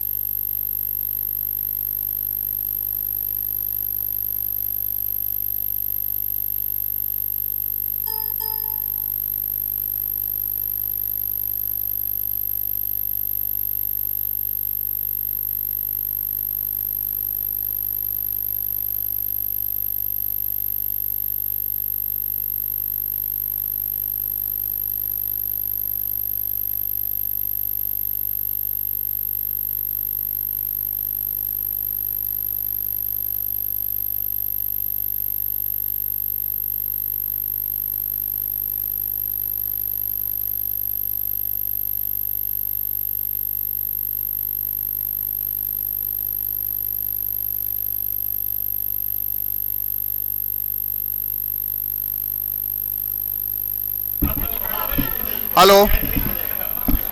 May I have your kind attention, please? Hello. May I have your kind attention, please? Okay, all the panelists are please requested to come and occupy the first row. I shall read out the list of the panelists. Babita Bhargav, present please. Sayyed Sadat Ali, पहले यहाँ पे ना. पंकज गर्ग, अनुज जैन, अनुज जैन, अनुज Jain,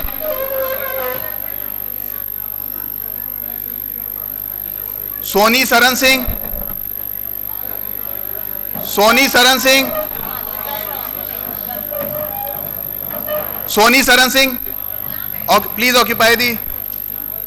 Ajay Goyal has also been requested. Vikas Bridge Kaushli, Mujibur Rahman Khan, Sayyid Zia Haider, already there, and Akhil Jindal. Akhil Jindal, please make yourself count. Please occupy the first row. ये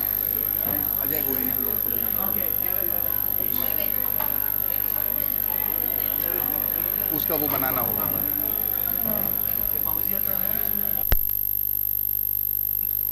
सीमा भी नहीं है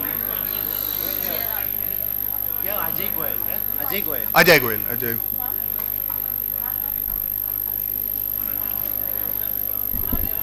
Thank you all. Please settle down fast. The students are waiting for interaction with the panelists. So may I now request all of you to please settle down fast. The panelists have already occupied the first row.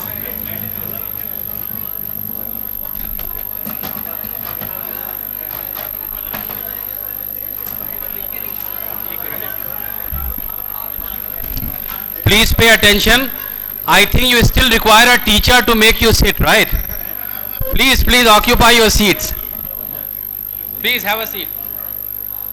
Let's start, otherwise we're getting too delayed.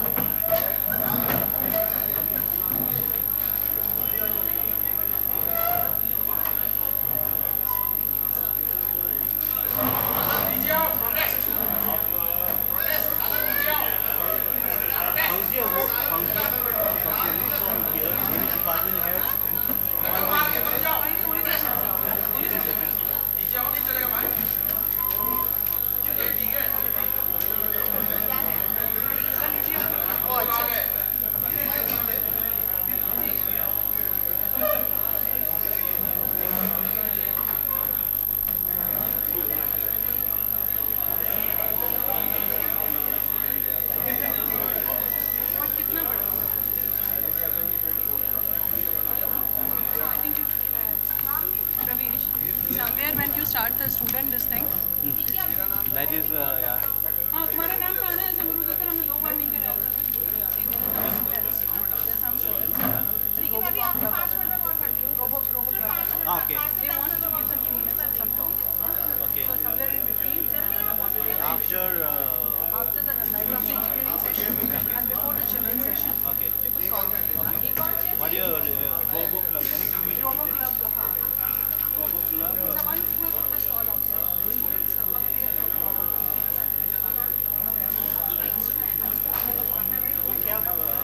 What would they speak about? they will tell about it they put a stall just to get fresh just 2-3 minutes okay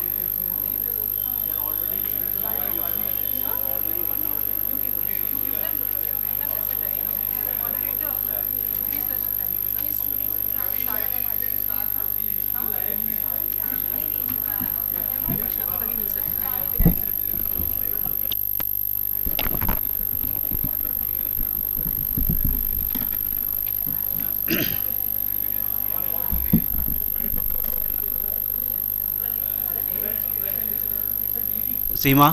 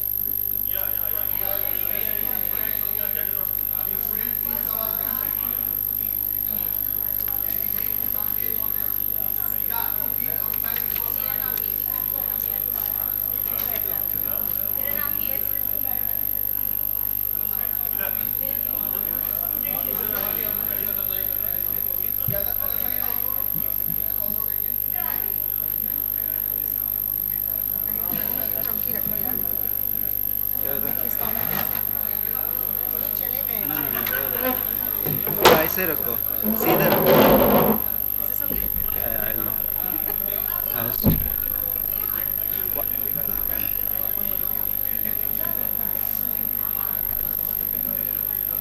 Uruj, shall we start?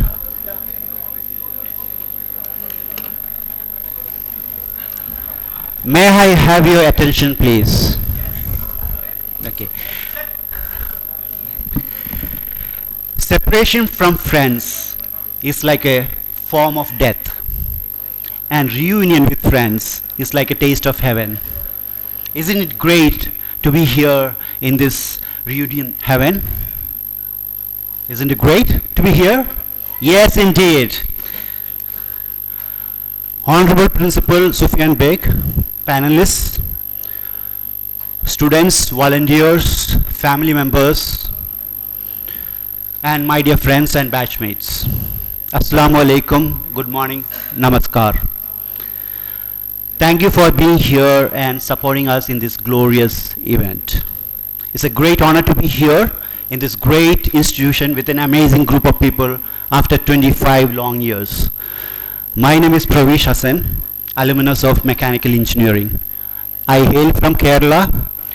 I came here as a young teenager for my plus 2 31 years back and left here as a proud engineer 25 years ago. After completing my engineering, I went on to study my MBA from Australia and USA. For the past 20 years, I have been running my own strategy and innovation consulting firm in Dubai. Without the mentoring and foundation of this institution, I wouldn't have been as successful as I am now. I salute this organization and this institution for my success and the success of my batchmates. This interactive section is divided into 4 parts, starting from now until 1:15. But we are late, so this section will be delayed. So we are going to cut down some of this session shorter.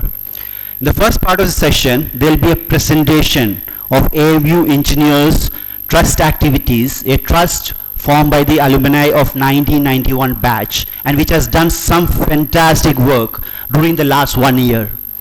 The second part of this session, there will be a presentation on placement activities by our University Training and Placement Officer, Mr. Saad Hamid.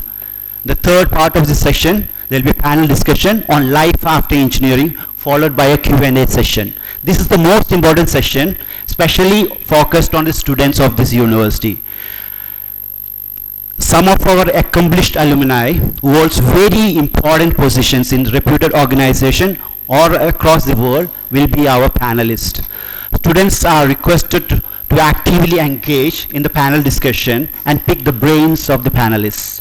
The fourth and final part, there will be an open and fun-filled discussion with the family members and children of the alumni on their impressions of our great university and its unique culture. The first part, the presentation on AMU Engineers Trust activities, will be done by Ms. Seema Kumar Singh. Ms. Seema is an alumna of electronics engineering and is presently working with OSC, a Japanese multinational company. She is involved in the business development of semiconductors. She is one of the most energetic and active members who has made this event possible. She has been very passionate about the trust activities. Let's welcome Ms. Seema with a big round of applause.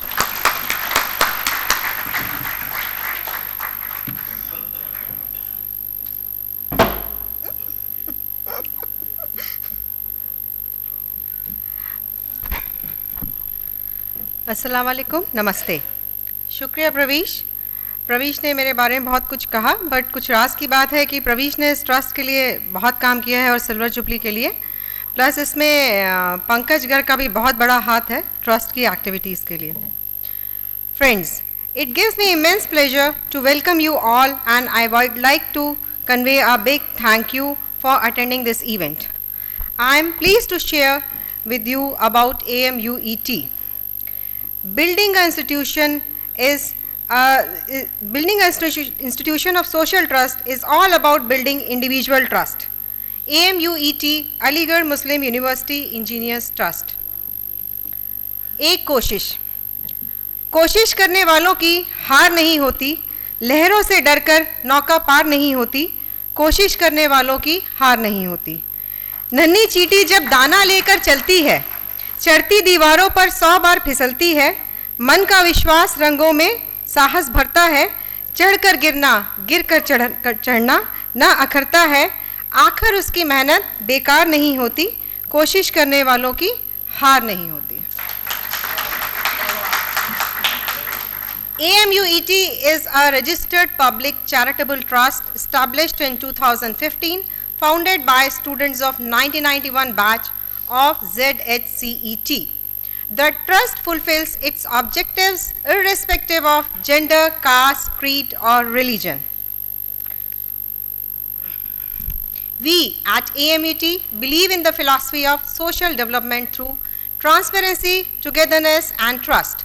Transparency builds confidence, togetherness ensures teamwork, trust ensures commitment towards a common goal.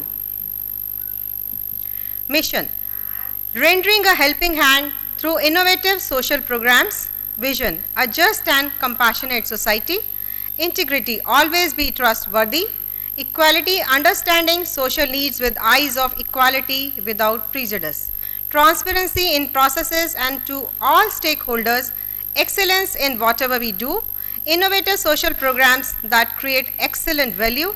Openness to new ideas and different perspectives. Our key objectives: educational, to provide scholarship and educational support for needy students. Medical relief, to provide medical relief and support to old age and needy people. Safe environment, to support protection and conservation of environment, etc. Relief of the poor, orphanages, old age homes, employment opportunities, etc. As I said, the trust fulfills its objectives irrespective of gender, caste, creed, or religion. Normally we do SWOT analysis.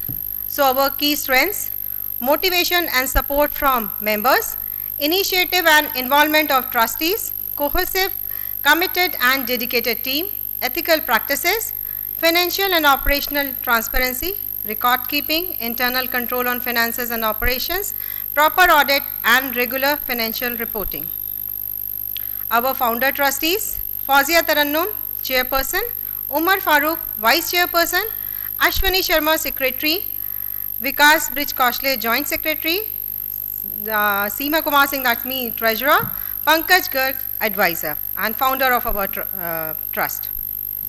We have participated in various activities, like we contributed around 1 lakh rupees to team duos of our college students, a racing car developed by students of different branches, and the team participated in the international racing competition at Silverstone Circuit in London, England. We contributed stationery items to orphanages in Noida, Sai Kripa. We donated to old age home also in Delhi, and we organized a free eye checkup camp in a school, Noida, that is at Sai Shiksha Sansthan, village Wazirpur, Noida. About 180 students were screened that time. Our contribution towards university, what we say, like there is a saying, Vidya Dhanam Atah Param. Vidya Dhanam Sarvadhan Pradhanam. Knowledge is supreme of all wealth. The satisfaction of becoming learned remains with the recipient throughout his or her lifetime. No one can steal knowledge. It can neither be snatched nor divided. It is neither heavy nor light to carry. And when we consume or spend our share of knowledge, it increases and expands. So, knowledge is supreme of all wealth. We reimburse tuition fee of third year engineering student, and today, as we all know, we contributed for 2 projects. Contribution was around 9.5 lakhs for the Department of Civil Engineering and Electronics Engineering to buy some high-end computers, and environment tree plantation, which is 100 trees plantation, which is due today. And their contributions from our batchmates also, Soni Saran Singh, he is alumnus of Mechanical Engineering, Managing Director of INEST Technologies, and Executive Director of NM-Tronics, and he is keen on instituting of merit-cum-need-based scholarship through his company for BTech students. Ashwani Sharma, Head of Voltas, he had participated in the campus placements for students of our engineering college, and candidates selected in 2016 are 7, and until 2015, 22 students. Let's Connect, Fiber Connect, Anuj Jain. He is an alumnus of Electronics Engineering, President Networks, Reliance Jio. He is keen to transform the entire university with 100 Mbps connection using fiber to home and Wi-Fi.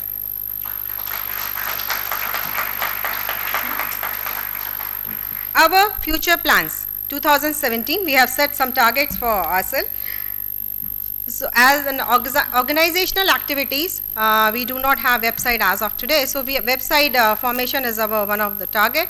Then income tax exemption we do not have. So that also we have to apply. If we cannot take foreign contribution, so we have to apply for FCRA permission also. And for educational support, 20 scholarships to AMU students. And how we'll do it? We have discussed with the principal of Abdullah School, Women's Polytechnic, Women's College, and with the Director of School Education, and with the Provost of Bibi Fatima Hall. Our profile is already uploaded on the website of Bibi Fatima Hall, and our profile is posted on the notice boards of different departments. Employment support, health awareness, environment awareness. So how we develop our focus areas of social support: education, health, rehabilitation, rural development, poverty alleviation. Thank you to all members. As of today, we are total 18, out of which 6 are trustees. So we have, as of today, only 12 members who has really supported us well. Samir Gupta, Ajay Singhal, Alok Agarwal, Pravish Hassan, Anil Sharma, Rajneesh Kapoor, Sanjay Chauhan, Salman Siddiqui, Mujibur Rahman, Soni Saran Singh, Jigyasa Atre, Nadeem Anish Shamsi.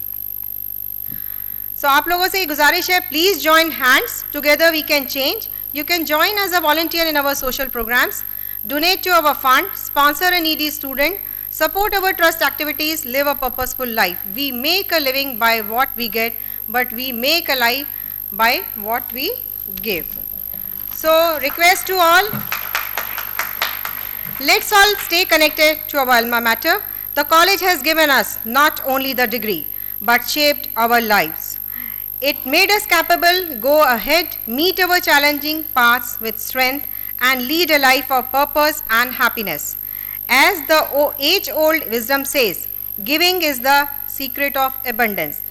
And let's live and lead by this example. Thank you very much.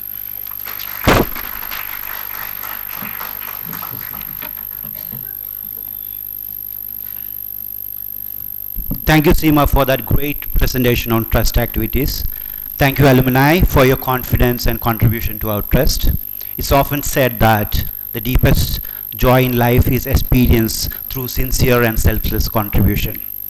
The next part is on the placement activities by our university.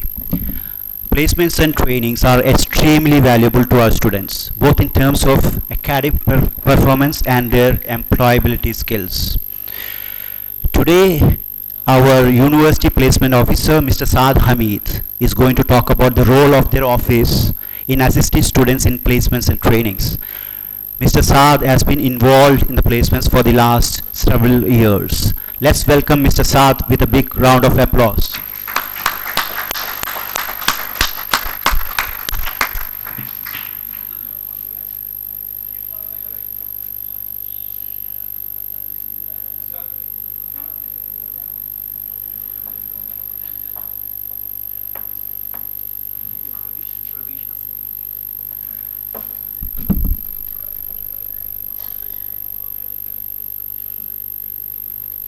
A very good afternoon to all of you.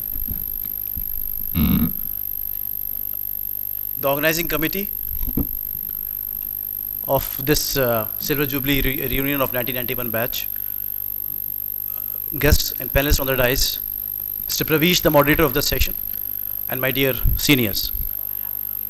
I'm really thankful, at the very onset, I'm really thankful to the organizing committee for giving us a brief slot of addressing this esteemed gathering and to make you aware about the placement cell of Aligarh Muslim University. The objective of my brief talk is to request all of you to please kindly come forward, as many of you are still helping our students. So I request you from this particular place and podium to please kindly come forward and help the students. So before I start my presentation, I would like to make all of you aware that prior to, or maybe in your times also, we had one placement cell that was of ZHCET. But in 2012, an AMU centralized placement cell was established by the initiative and the leadership of the present Vice Chancellor, Lieutenant General Zamieruddin Shah Sahab. Now, before I proceed, I would, on a personal note, I would like to tell all of you that I also have a lot of memories to cherish, especially of this 1991 batch. By being the younger brother of Faisal Hamid, he was in civil engineering, and Faizi Hamid, he was in mechanical engineering. And they are not able to make up here, but they have sent their greetings and their wishes to all of you. Especially one of the memory that I still cherish, I was a part of the Tech Fest. At that time, I was a class 12th student, and I was a part of this hall, and the Tech Fest of 1991 batch was going on. And I don't know whether Mr. Anuj is here, but he sang a wonderful song.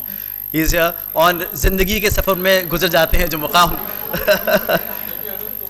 Anuj, yeah, I mean, sorry. So is he here?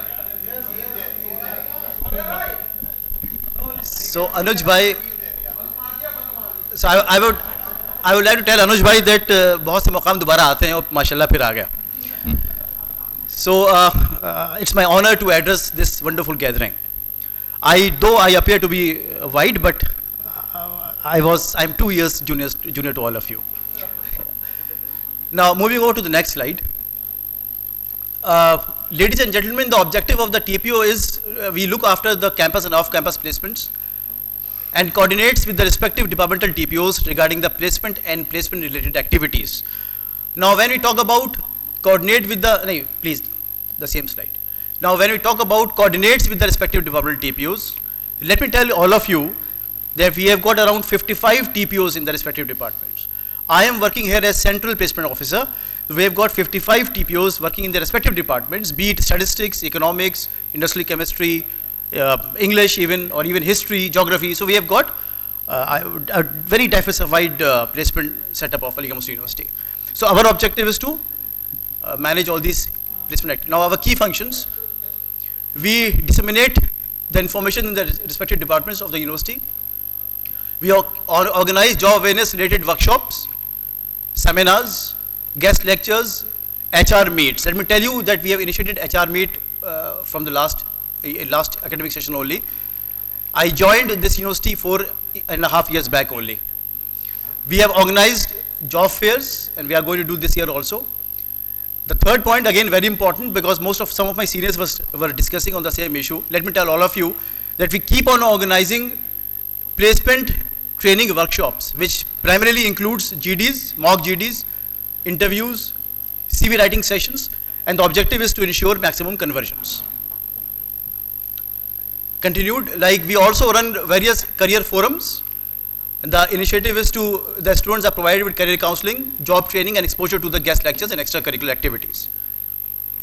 We also organize technical training workshops to technically update our students to make them more market oriented and market ready. Now a look on the placement records in the last 4.5 years. We were able to invite companies from software, media, manufacturing, marketing, sales, legal industries, ITES, hospitality, service, healthcare, banking, microfinance, telecom, construction, education, social sector, consultancy, sports, and physical education. And these are some of the courses which are being placed through the AMU's Training and Placement Office in the last 4.5 years. BA, BCA, BSc, BCom, MA, MSc, MCom, MBA, MCA, Law, Engineering, University Polytechnic. A look of the slides, let me tell all of you, it is very clear here, when the placement cell was established in the year 2012, the total companies visited AMU were 47. And last year we had 200 companies in the campus. The placement record for the year 2012 is 561 and last year 545, and last year we had 950 placements. So let me tell all of you that in the last 4.5 years, we are able to finally place around 2,500 students from various courses. Now some of the key achievements. We are felicitated by the AMU Alumni Association of US and other alumni associations for bringing positive change in the student community of AMU. We have initiated Recruit Fest. Now Recruit Fest is our recruitment festival which is initiated AMU for the first time from the last academic session. We have initiated HR Meet to build AMU industry interface. We also run a campus newsletter with the name of AMU's, Legal Muslim University Students Edition. We also run certain NGOs where our students are involved, and as you can see, it's a picture of one of our education camp. It's called Fikr and Umeed, जहाँ पे हमारे बच्चे जाते हैं university के आसपास जो इलाके हैं बहुत गरीब लोगों के, वहाँ जाके पढ़ाते हैं और सब वॉलंटरी काम हो रहा है, and they are engaging themselves in these social activities. We have also initiated international campus placements for various courses apart from engineering courses also. Like we have initiated campus placements in our women's college, and prior to this placement cell there were no placements for our women's college girls, but by Allah's grace we are able to place 283 girl candidates have got the job offers. And we have organized a very structured setup for soft skills training program for the students with a sole objective to make them employable and market ready and more confident. These are some of the pictures of our industry and university interface. We have also started career guidance cells in all the halls of residence of the university. We are proud to say that for the last 2 years we are having 100% campus placements for the courses like MCA, MBA, Physical Education, MSW, Industrial Chemistry. Not civil engineering as of now. I'll come to that also. And as I told you earlier, we have started and developed a placement cell in 55 departments of the university. We have been felicitated by Dr. Zakir Hussain Foundation for the support towards the placement and guidance of the students. We have been felicitated by the student of the university for the efforts towards the job placement of the AMU students. It should be students, not student. We have been felicitated by respective companies also. अब यहाँ जो picture है, it is from Pyramid Education Foundation, जिन्होंने हमें felicitate किया था.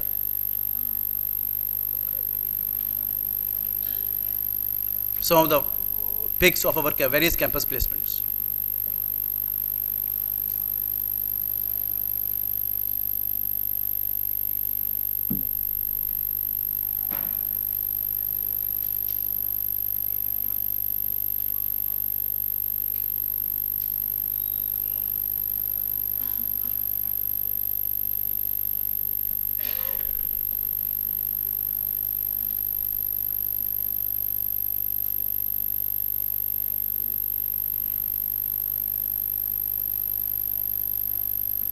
Now, can you hold this pic? Like we also went out from our domain, and we are training the illegal police personnel on the topic of positive leadership and stress management, and we are doing it. Yeah.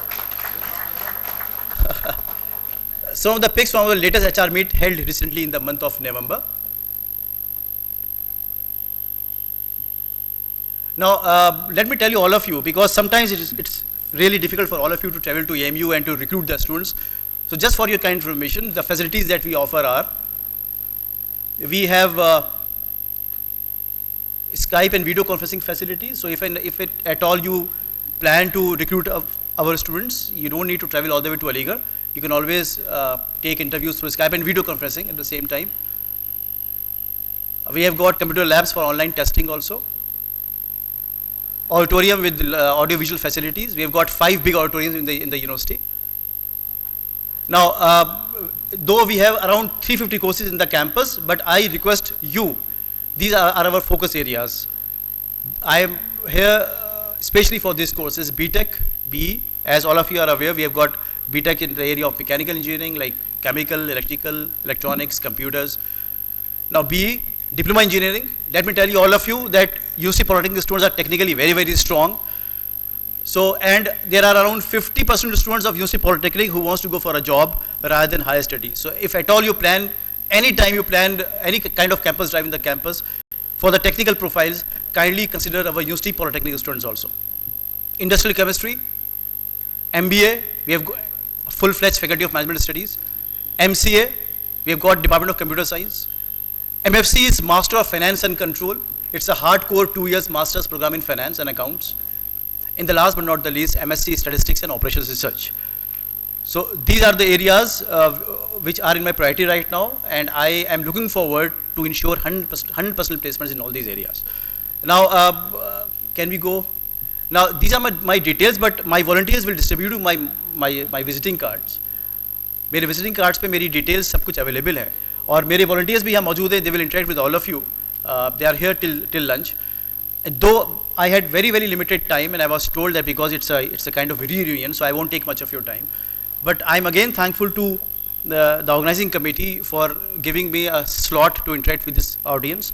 My humble request to all of you is to please kindly come forward. And as of most of you are aware about that, when we talk about IITs and IIMs, the majority of the placements are through their alumni networks.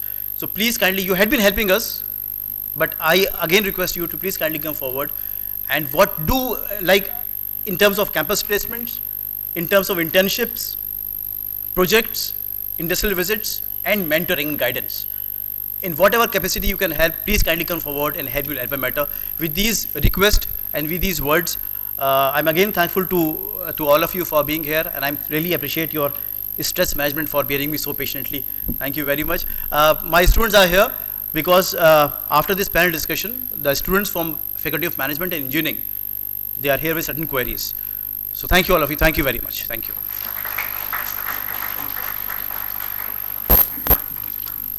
Thank you, Saad, for that great insight on your placement activities.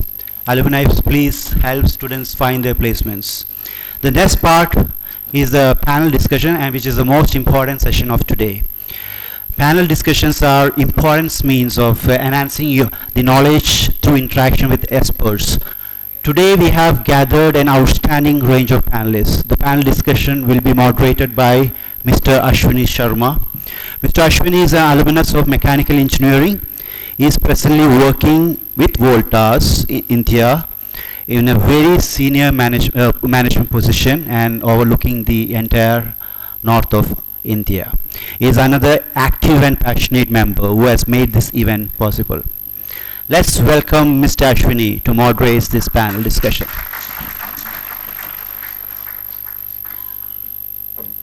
Thank you, Pravesh, for your kind words. Assalamu alaikum, namaskar, and a grand welcome to all my batchmates, students, and all other family members.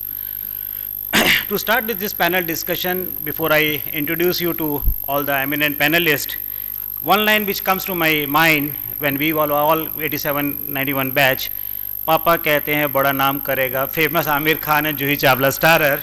So just as a recap, when we look at the past, I think 25 years have gone and memories are still fresh. So we dreamt, we lived, I think there is no hidden fact where we are proud of our alma mater, that what we get out of here. So it is my privilege to lead this panel discussion given the limited time I have. Let me first introduce you the panel members. We have with us Babita Bhargav, who is from electrical stream. Please request for you to raise the hand because even after morning session there may be certain people who are not able to recognize you. So Babita Bhargav passed out of electrical stream and currently she is Vice President with Bank of America and currently she is placed in US. We have Syed Sadat Ali from Civil, working with Bharat Heavy Electricals Limited as DGM based in Noida. We have Pankaj Garg from Electronics, a founding member of our trust also, currently at a very senior position, Secretary National Company Law Tribunal. Fourth, and a very interesting personality we have, Geo, Mr. Anuj Jain. So you have high ambitions from him. Anuj Jain passed out from electronics stream and currently he is the President Networks for Jio, Reliance Jio based out of Mumbai. Correct, Anuj? Then we have Soni Saran Singh. By now I think many of you must have really can recognize him very well.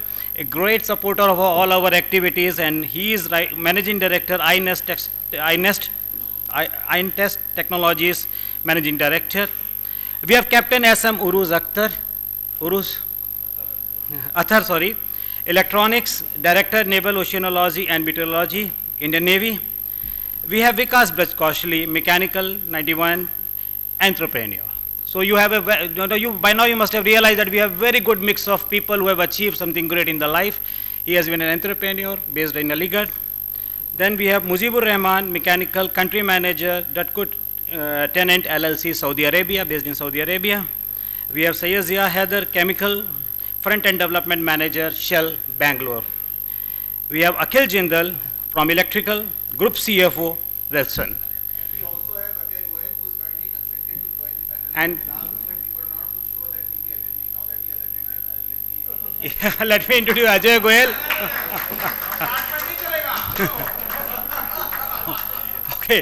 Okay, so to start with this panel discussion, my first question will straight go to Vikas Braj Kaushali because what I want to share with you. See, today we are getting this buzzword startup India and venture capitalists and other thing. You started all these things way back 25 years back.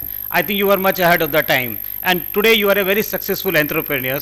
So can you share with you your success story and certain key points which keeps this adrenaline flowing in your body and makes you entrepreneur? Today I think the need of the hour is how do we become a successful entrepreneur? A very big hello, Ashwini. Let me confess that I am not of the startup generation. I'll come to it later. It was my ancestral business which I carried forward. And lastly, when I was about 40ish, means in the fourth decade of my life, then I thought that it's the thing that you have to start up something. So coming from a traditional Aligarh industry, brassware, this and that, I looked forward and then I started making numerically controlled machines, particularly for the Aligarh. So this is how the startup idea comes up. You see, when you are placed in a box, means in Aligarh, and you have got limited options for the startup, then of course you have to look at that scenario where you can go for the startup. So it was specifically a new technology, numerically controlled machines for lock industry, specifically for lock industry. That was the startup. So I mean to say that startup need not be opening up a retail shop, online retail shop or something like that. You can be very, very specific, and very targeted to the environment in which you are living. I am living in Aligarh. It has got an industrial environment directed towards locks, hardware, brass, and so.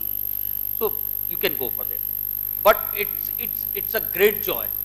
It's a great joy to get into a startup, start it up. It normally takes 3 to 4, 5 years. Then you get the fruits of the life. I'll be very short. I have got a lot to say, but I'll. Sure, I think the people who are really interested definitely will stand enriched with your idea. My Soni Saran Singh, what do you think that in the corporate world, is it only the technical competency or beyond technical competency, what is required to go up in the corporate ladder? Hello guys, thank you very much Ashwani for giving me this opportunity to be here and express my views and thoughts. Actually, I would like to take it back when we were in the college, and I do remember that we used to first discuss after passing out the engineering, will we get the job? And today, at least after meeting all of us here, all of us are placed in a, we are placed very well in our life. So coming straight coming straight to your question, what you're asking, is I think so it's your inner confidence, what you get from your university education, that really helps you to grow up in your life. It is not the matter what exactly you study, whether you study mechanical, electrical, and electronics, computer science, and so on.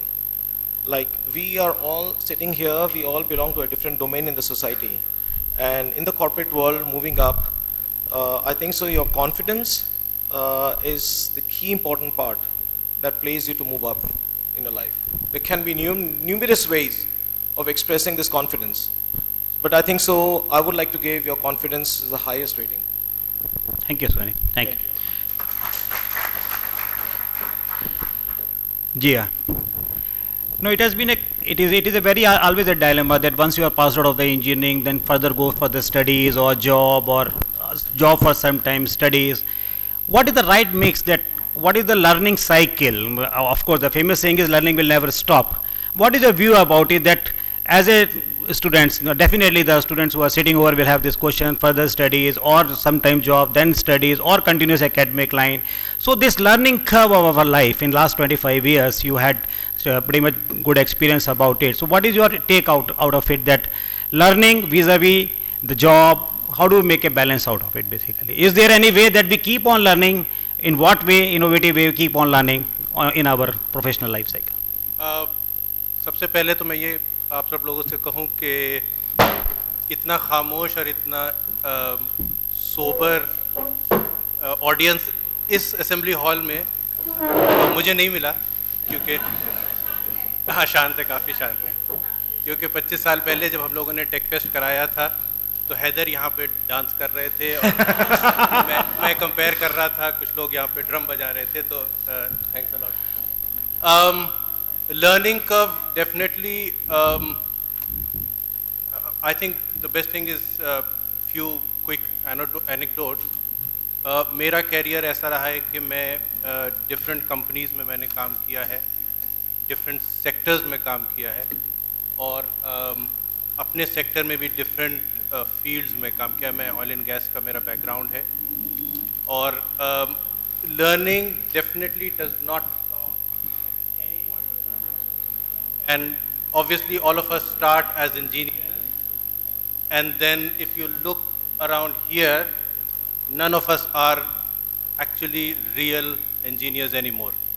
So that means we have graduated from engineering to learning. जैसे सोनी कह रहे थे कि आपका background कुछ भी हो, आपको बहुत सी नई चीज़ें सीखनी पड़ती हैं.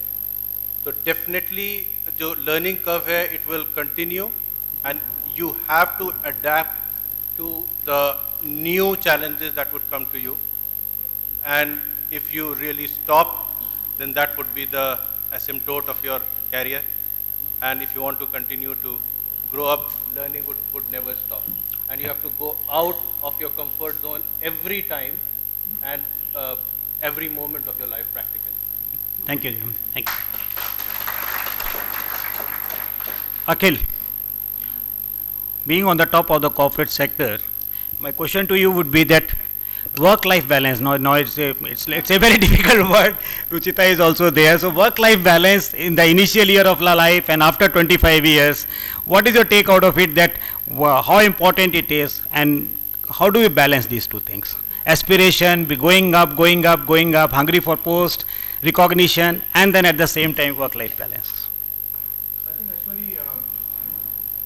I think Ashwini, this is a very relevant question for all of us. You know, we have been working for 25 years, most of us, and sometimes we really think whether we have achieved enough in our life or not.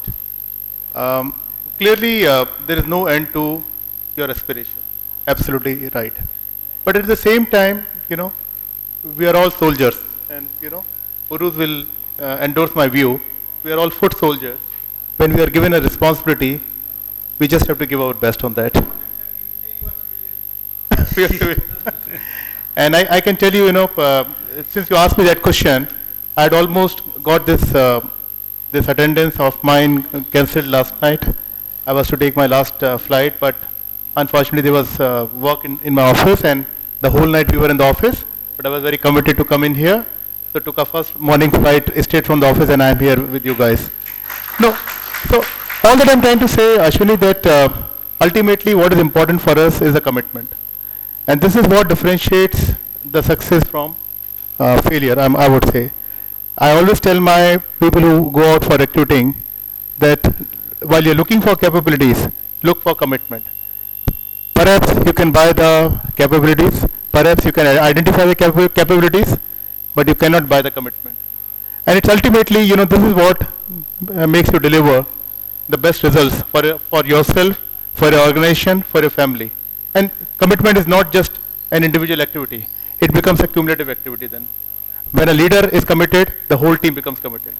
So I think it's a very important element that I want to tell to the students, because this is one trait that when I look back 25 years back, I feel that the commitment was something that was never taught to us. Thank you. Thank you, Akhil. So what is coming out is the commitment. That is the prime motive for all the young students who are young. When you are starting, you are going to start your professional life probably 1 or 2 years from today. And what comes out from Akhil Jindal's experience is that commitment is most important, rest all will follow. Mujib bhai, the question which comes to my mind seeing you is basically, you know, today's generation, this Gen Z, I think that's what it is called. Gen Z is a generation next or Gen Z, very, very impatient, correct? So what is your, what message you would like to convey to them that success doesn't come very fast, correct?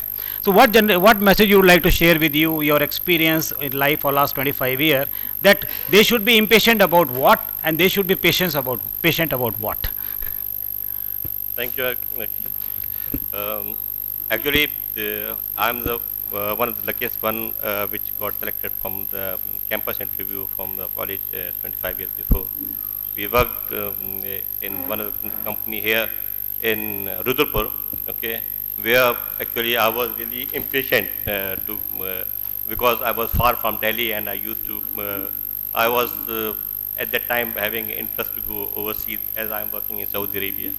And first thing was that to make passport, in fact. So it was, we were very impatient that to go and get the passport, and working in Rudrapur, it was very difficult to just go and to the passport office, which was in Bareilly at that time. It was really, but we focused on that, because the focus was that okay, we have to go overseas, whatever we, Saudi Arabia or Dubai. But we have a focus in our mind that okay, we have to go overseas. First thing was to have a passport. So that was the thing. Focus was the main thing you have to do. But with that, you have to be patient about to have a correct timing also. If you get a correct timing and a correct focus, you can achieve many things in life. Okay, we got time. I got selected in 1994 for Saudi Arabia, and I worked in Saudi Arabia for 3 years. Again, I was impatient that time. So that time I find that Saudi Arabia is not a correct place for me to work. Then I shifted to Dubai, again impatient. But then when I came to Dubai, I found myself in trouble.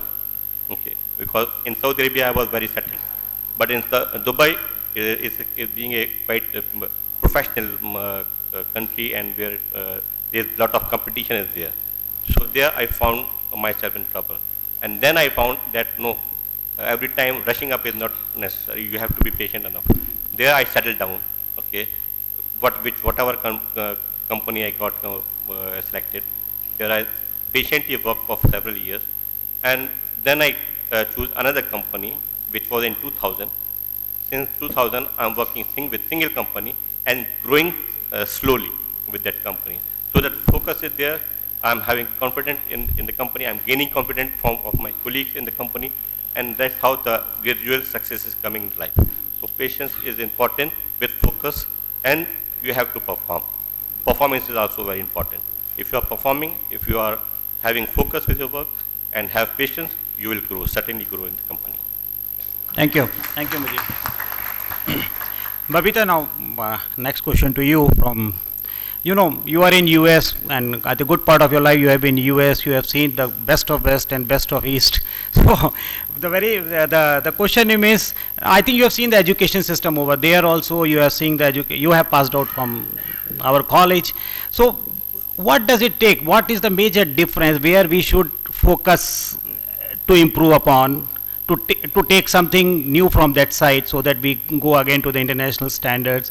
And is it really, in today's context, for young students coming out, holding a US degree, what it was 25 years back or 10 years back and today, what is there a change in the scenario, or still remains the same? So again I will repeat the basic one take, the difference which we should imbibe to improve upon, to go one step up, and what is the major difference still remains between the two systems, education system? Yep, thank you, Ashwini. As all of you know, I've done my engineering from here, I've done my PGDCA from here, and then I've done masters in electrical and computer engineering in US, Southern Illinois University. And I'm going to just let you know that as far as it goes, I think it's pretty hard here. I felt masters easy in US, to be honest. The only thing I would say, probably what helped, is practical education. Just don't, focusing on the theory and going in and learning is very important, definitely. The basics needs to be very, very clear.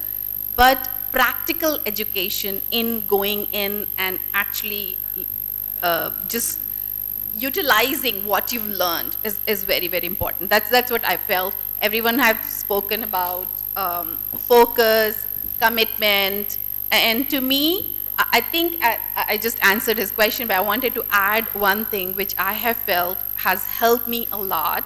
You've heard about focus, you've heard about commitment, you've heard about performance. To me, I am very, very competitive by nature.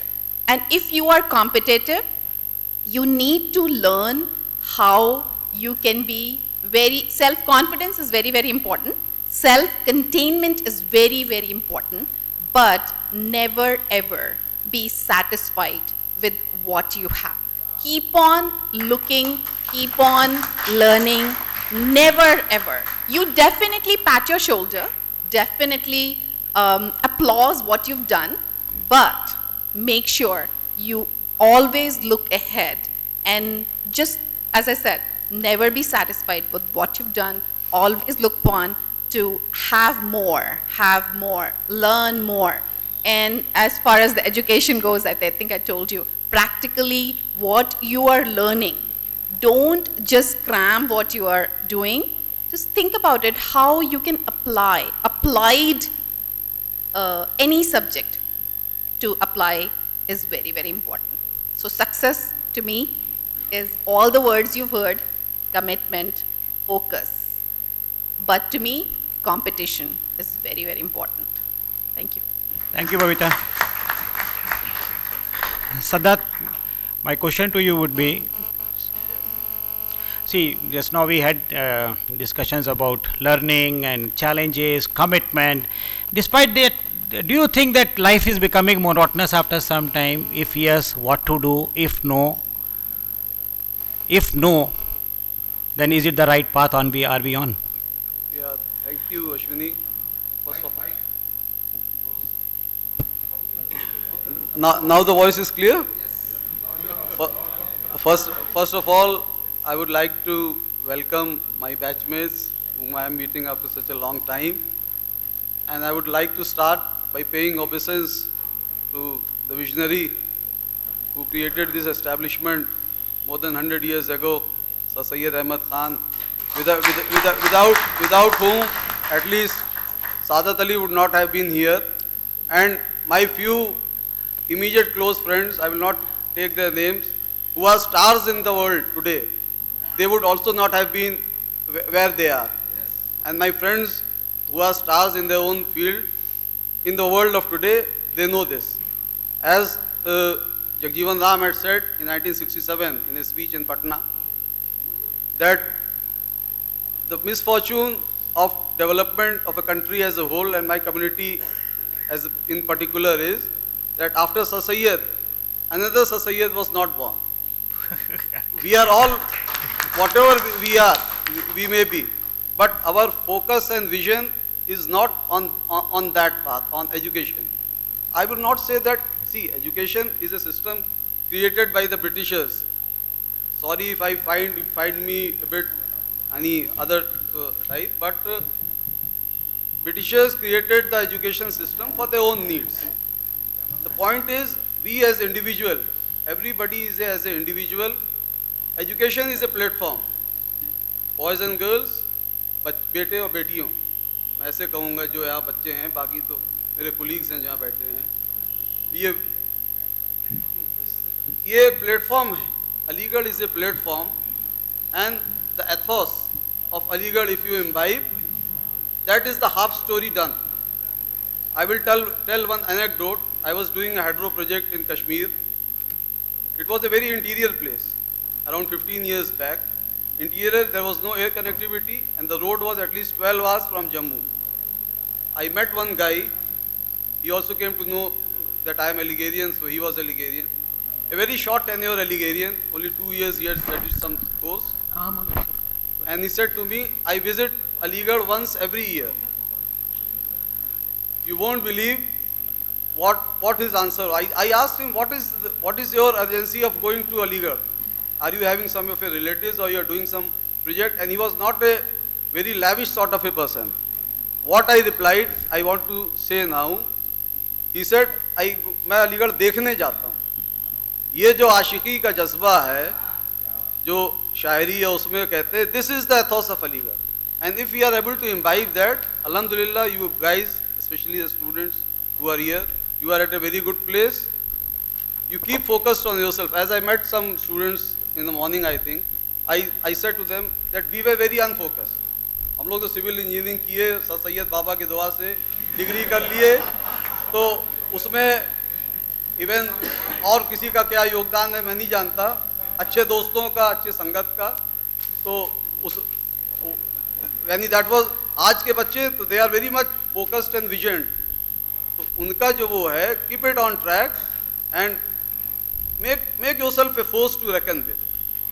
जैसे कविता में be more agreeable with me that most of the top universities whose budget are even bigger than the budgets of countries, she may agree with me, some universities, and they are mostly funded by the alumni. So Aligarh as a fraternity, we are of strength, but हमारा कहने का मतलब हमको sir Syed day और sir Syed day dinner से आगे करने के लिए कुछ कॉन्क्रीट करना होगा. जैसे I heard some Mr. Frank Islam had done something, उस तरह का विजन शायद हमारा फोकस की अभी इस तरह की मैनेजमेंट के वर्ड्स हैं सब बड़े नॉर्मल, इसकी बातें चल रही हैं, ये चीज़ें जो हैं, this will imbibe strength. And जो बच्चे एक निकल रहा है, भाई all the there are 30 students in a class, they not be of the same upbringing, they may not be of the same confidence level, लेकिन ये जो प्लेटफॉर्म है. Sadat, sorry to interrupt you because I am running short of the time. Okay. So I will sum up. What I will do, I will sum up on your behalf to all the people. There is no question. There is no question. My one-line message. It is all exciting words. Enjoy it, live it, do it. Okay. Confidence. And confidence. Thank you, Sadat. Okay, now the Anuj, the Anuj, very quick one from you. What is this thinking big and out of box thinking? You are driving Geo, plus minus. I'm not discussing here. I know you are on a success path. So just one take. What is this thinking big and out of box? So, first of all, after 25 years sitting in this, just in this hall, and with all the colleagues, every day I have felt what the value is added. Today, the feeling which came in my heart, with with very heartily touching, is that this is just a temple. This is just a masjid, where we have not learned probably at that time what we should have learned. Probably we have bunked few classes, but all my colleagues who are here, and they also agree that every single day which we have spent here is a gift to our life. And I really salute to this institute, which has made my life, whatever I have done so far. But Anuj, you have to give me one quick answer. How to think big?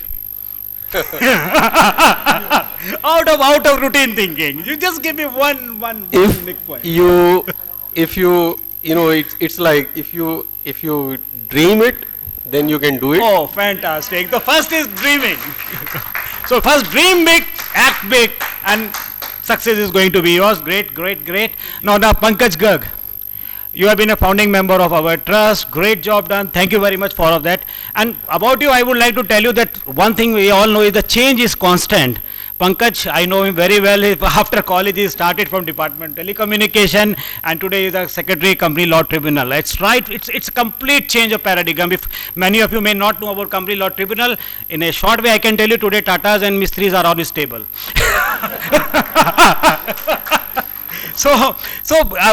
What I would like to ask you, or probably all the people like to ask you, that in the professional life, you have always switching over from one to another, maybe sometime by choice, sometime maybe not by choice. But what is the advice to all the youngsters that what they should do? Should they stick to one domain expertise, or they should be open for experimenting in life? Good afternoon, and welcome students and my dear colleagues. Before I reply to your answer, I have a small request with the training and placement officer. I was seeing your presentation. The focus area lagged LLB. And I tell you, law is the most beautiful subject around. Engineers, accountants, they can never beat lawyers. Law is the... Fantastic. Again, now, this is something new for all of you. Basically, you have to go beyond your domain expertise and do. Life doesn't end after 4 years of BTech or 2 years of MTech. Experiment and see where he is today. It's a big lesson for you, basically. It's a big motivation for all of us. Every engineer must do law. और जहाँ तक अश्विनी के प्रश्न का सवाल है, I will quote from the morning sessions, Honorable Vice Chancellor's lecture. He said, do from your heart. Maybe it is on the left side, but it will always give you the right answer. And let me tell you, heart is always beating. So the disruptive force comes within you. Always disrupt the system. And once you have the capability, just keep your mind open and do what your heart says. Success will automatically come. Forget big jargons, competition, dedication, forget everything. You have got one life. Live it. Live it and enjoy it. Thank you. Great. Ajay, knowing you again very well, I think let me tell you in short that we hear a lot about innovation, energy efficiencies, going out, being time ahead of time. Today, whatever revolution you are thinking about, LED lights, another thing, Ajay Goyal has been has been a forefather of that industry, let me tell you. So again, my question to you will be in very short, will be innovation. About innovation in today's context, how important, it is definitely important. I cannot ask you why it is it important or not. Again, to the youngsters, and when they go up 5 years up to corporate line or professional line or entrepreneur lines, how do they handle innovation, and what are the new things they should keep on learning all over the world, which will make them more sufficient, more proficient in their career? Good afternoon, everybody. I would like to first tell that wherever you go, you learn. Whatever you do, you learn. So if you are able to examine it properly, then you learn and then you innovate. I started my career, I was an electronics engineer, and I started my career in mechanical side of it. And after giving switches to Mercedes, Audis of the world, after 10 years, I started doing some electronics work. So now that is very important thing in the life, that now all the engineerings are clubbing together. And if you don't have innovation in your mind, if you don't want to learn, believe me, you will be just like any other engineer or executive or manager. So you have to always look for USP. And the best thing is, I have a question for you. How do you burn paper in the sunshine? May I have some answer?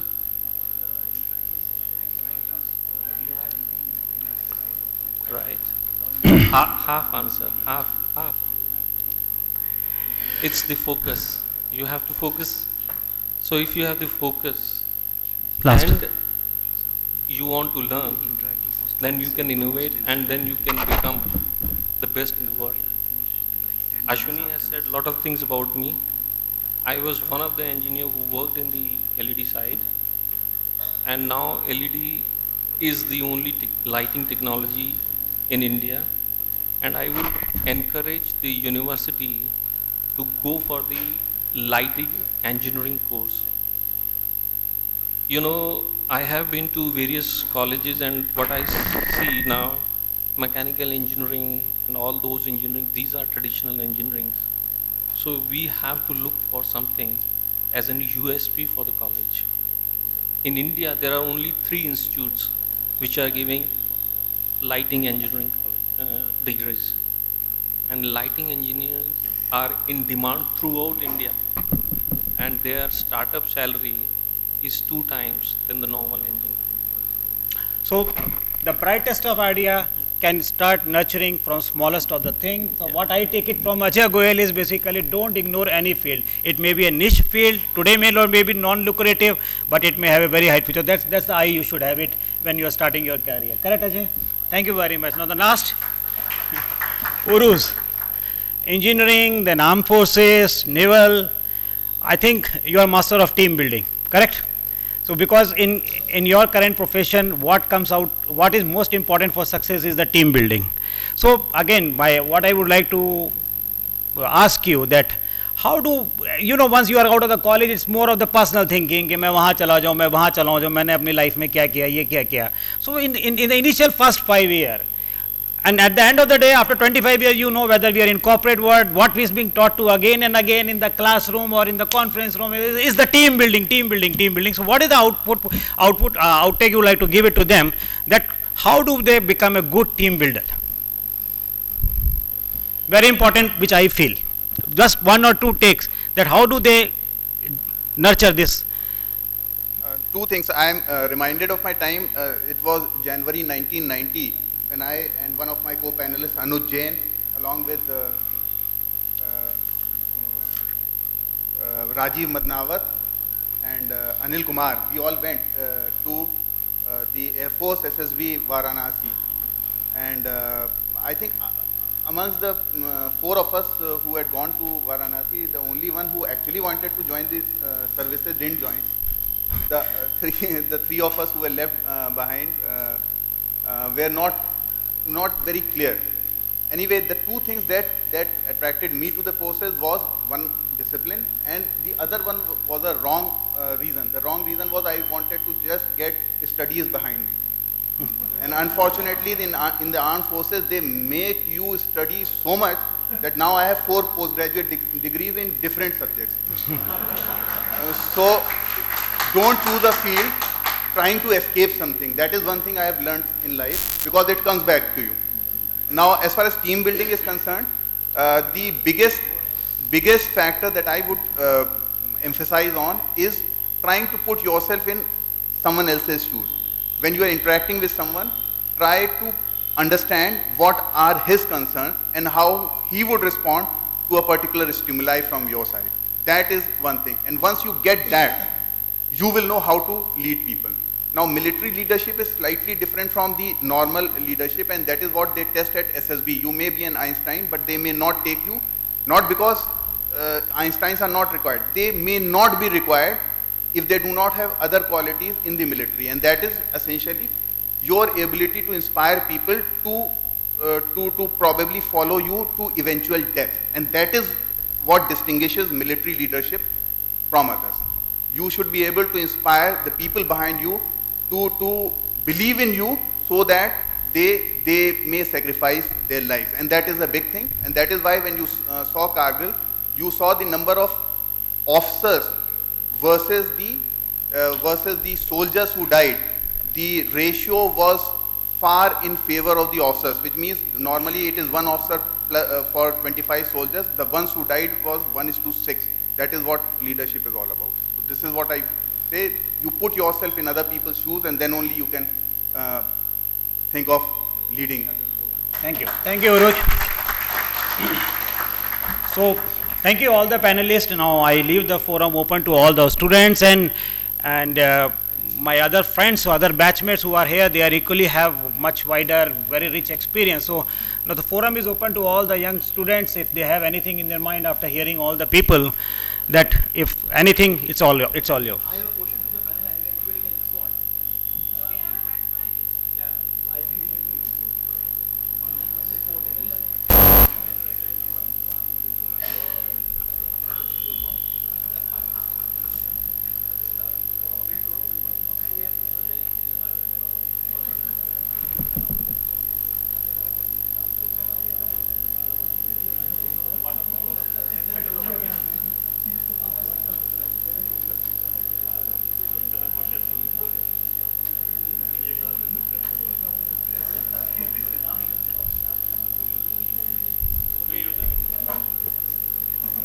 Thank you.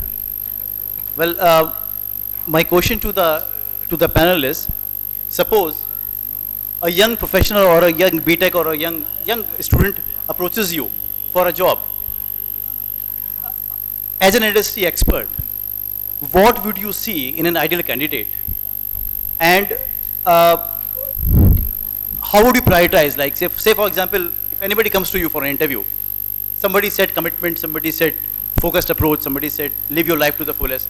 All right. So different panelists and different opinions. So my question is that who is an ideal candidate for any corporate house? What would you see? Ideally, I would say, what are the 3 things that you would like to see in an ideal candidate who would be an asset for your company? Anybody can respond.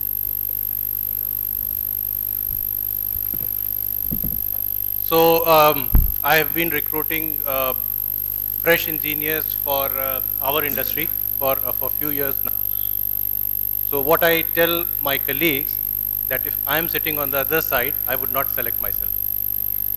And the reason is that at that time I was only focusing on being a very good engineer, being what do you call it, technically best person, although I never was. But the important thing is, if now I go for interviews, first thing I would look for is attitude.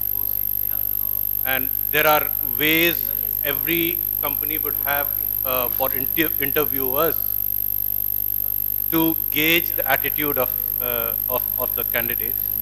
And then, as I think Aruj said about teamwork, whether this person can work in the team that I am a part of. So for one of my employers, they said that when you are looking for a person, look how he would be as a subordinate tomorrow when you'll recruit him, and 5 years from now, how he would be or she would be a boss of yours. So those are the kind of things that I would look into a candidate. Definitely that person has to be technically sound, but most of the good companies would assume that if you are coming from a good university, you would be technically sound, but it is everything other than the technical competence. I'd like to add one thing to it. See, the talent and capabilities, they are always measurable. You can always measure it. But the person has to be weight, or rather उस कसौटी पे खरा उतरना चाहिए, जो कि आपको अपना ज़हन लगाने की ज़रूरत नहीं है. It's always written in your religious scriptures. Whether you follow Gita, whether you follow Quran, or whether you follow another religious book, if that person is, you just apply your brain, see his attitude. उस आप अपने religious scriptures की कसौटी पे खरा उतरे, वो आदमी सही है. That is always the best person to hire.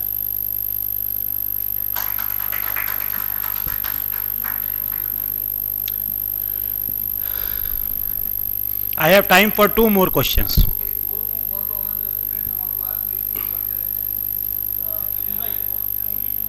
Yeah, I have time for 2 more questions. My question is to Zia, sir.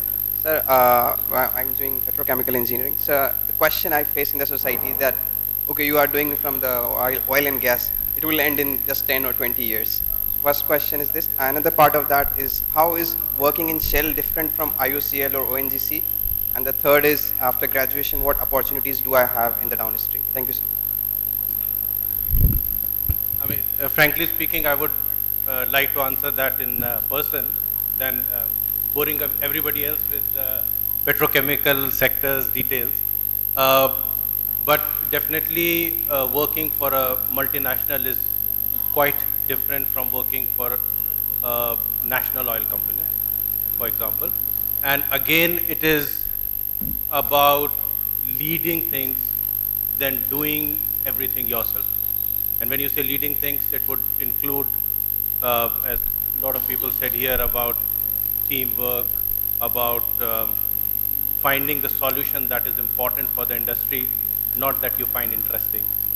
Yes, it may be interesting to you, it may not be interesting to you, but something which is useful for your employer or for that company. As I was talking to you before the session, that companies, most of the multinational companies in today's world are there for making money.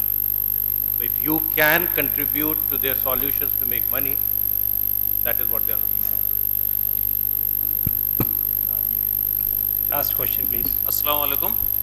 Sir, जो सबसे पहले एक हम लोग के आजकल के time में एक ट्रेंड चला हुआ है कि स्टार्टअप का और अपना बिजनेस का. तो सर, जो मेरे दिमाग में एक क्वेश्चन आता है कि अभी सब लोग कहते हैं कि try to be innovative, try to think out of box. तो सर, मैंने खुद अपना मेरा एक्सपीरियंस है कि जैसे मैंने 3-4 महीने खुद ट्राई करा कि कुछ अलग सोचूं, कुछ अलग करूं. तो हमेशा ये हुआ कि कुछ एक ऐसी टेक्नोलॉजी बनाए जो बिल्कुल ही एडवांस्ड हो या बिल्कुल कटिंग एज हो. तो वो उसमें तो खैर फेल हो गया मैं. तो I would like to know the how to approach to think different that will be helpful for the market. और क्यों किसी के पीछे जाके मतलब किसी जब हम लोग अपना खुद से एक नया आइडिया डेवलप करके उस पर हम लोग पूरे कमर्शलाइज कर सकते हैं. तो I would like to know the approach how to think of an idea which will be commercially viable. Anyone can. Thank you. मैं एक before you answer just like to tell you, कभी निराश मत होइए. That is all. अगर आप निराश नहीं होंगे तो you will succeed. It may take 5 years, it may take 4 attempts, it may take 100 attempts also, but you will always succeed. बस निराश मत होइए. That is all. Never say you failed.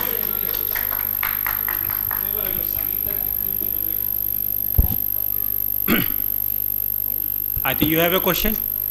Yeah, please fast. My question is for Bhargava ma'am. Why you choose for masters? Why you chose abroad for masters? What was the problem you faced from going from Aligarh to abroad? And why you chose this? I didn't have any choice. I mean, it was my luck. If you had choice then? If I had choice, I mean, it totally depends on your interest, what you want to do and what you want to achieve in your life. That's totally up to you. Your dreams, what is your idea of life. So it totally depends on what you really want to do. As far as I'm concerned, it was by chance. I had to go and I just did my master's there because you need to have a student visa, you need to have other things to go forward, and if you are interested, I can definitely guide you on how to do that. I did not pay a single penny for my education there. I got full assistantship. I was paid $800 per month for my education as well as my tuition. So I can definitely help you out and guide if you are interested, definitely, and I'll give you my address. Thank you, Babita. Friends, thank you. And before I conclude, I think Anuj Jain he needs 1 minute to share some of his, some more views basically. So, given his experience. Actually, we have been working in the Aligarh campus from the company for last 4 weeks, and we have been doing the very detailed design as how to make the entire Aligarh Muslim University as a digital campus. So this is the project which we are going to get it done in next 6 months. So what is the intent is that we have every hostel, every bungalow, every flat, every student faculty, every classroom to have the Wi-Fi and fiber to the home connection, which is a 100 Mbps or greater connection, and where we can enjoy the digital education, where people of Aligarh and faculty of Aligarh can connect outside also, as DPO sir said, that this is a complete video conferencing facility, but having the digital campus which is available to all of us as the new breed is something, the proposal we are going to submit. If it's accepted, we are going to execute it, and it will be free of cost to the university. Thank you very much for Anuj. So with this, I would like to sum up this panel discussions. I think both the sides, include the panelists as well as the students, stands enriched from their experience of each other, aspirations. So I think the sum total is, live it, forget all the tensions, you are going to succeed, as Pankaj said. Nirash mat huiye, success is all yours. Thank you very much. Thank you very much. Over to Pradesh. Thank you, Ashwini. Thank you, panelists, for sharing your wisdom. Once you finish, Saad wants to display the visiting card. Okay. Okay, sure. Hello everyone, I am really disappointed. All the 25 years that have flown by, you guys weren't rushing for tea. I am really disappointed. That is not of Alligarian, right? Please don't disappoint me at the time of lunch. Please proceed for lunch quickly. Thank you very much. Before proceeding for lunch, there is a request from the volunteers of Robo Club to present their club activity for 2 to 3 minutes. So I would request Tushar and Shubham of Electronics Engineering to come and present their club activities. I would like to thank all the panelists for being here and all the students. There is a souvenir for the students, which is a mug. Please go to the registration desk. And also the alumni who has not registered, kindly go to the registration desk and register before you proceed for the line. So let me ask the Robo Club to come here and speak for 2 minutes and present their activities pretty soon.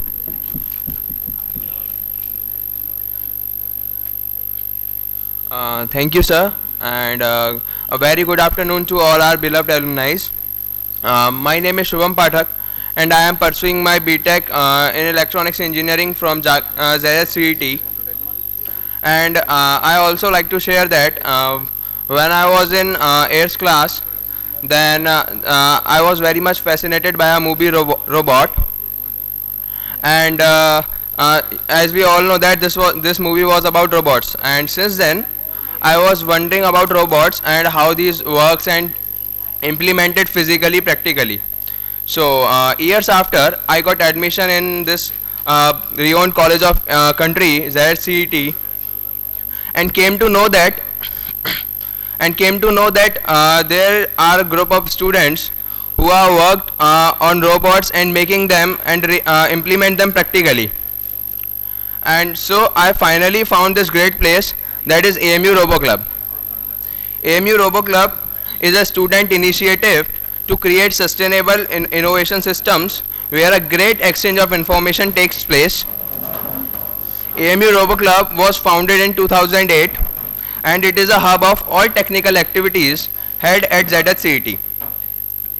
AMU Robo Club organizes various workshops, various activities are going on in the club, and so moving on to the activities of the club, AMU Robo Club organizes various activities throughout the year, and it comprises of AMU Robo Club organizes projective assistance, project development, weekly lectures and workshops. Apart from this, club also organizes summer mentorship program, guest lectures, exhibitions, and also organize competitions like Big Q. Club manages to call our successful alumni also in order to motivate the students of college as well as the club. And further moving on to the workshops, club also organize various useful workshops for the students like PLC automation, Ubuntu, Robonics, and MATLAB workshops. And further there are various projects undergoing and already completed under club, like automation, face detection, that are showing on the screen also. And our members of AMU Robo Club also participate in various technical events organized by various universities, technical companies, and other organizations. Some of the popular events AMU Robo Club have been a part are ABU Robocon, UDC 2015, Innovation Council, Texas Instruments, Technical Fest organized by various IITs like RoboCrane, RoboWar, Megatron, Technocrane, Autocrane, etc. Big Q also organized by our alumni every year, in which potential projects are also awarded with prizes. Our clubs has also various achievements. I would like to conclude them.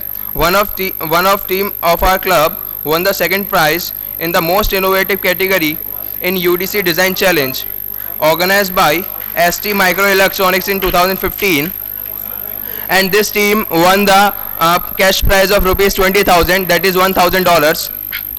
Innovation Council is AMU's initiative to enhance the innovation skills of students of AMU, and 5 teams of AMU Robo Club have participated in it and were highly appreciated by the juries. 2 of our team scheduled quarterfinals of the event RoboWar. So I would like to call my teammate Tushar Satya to continue with the light on the ABU Robocon 2017. Thank you.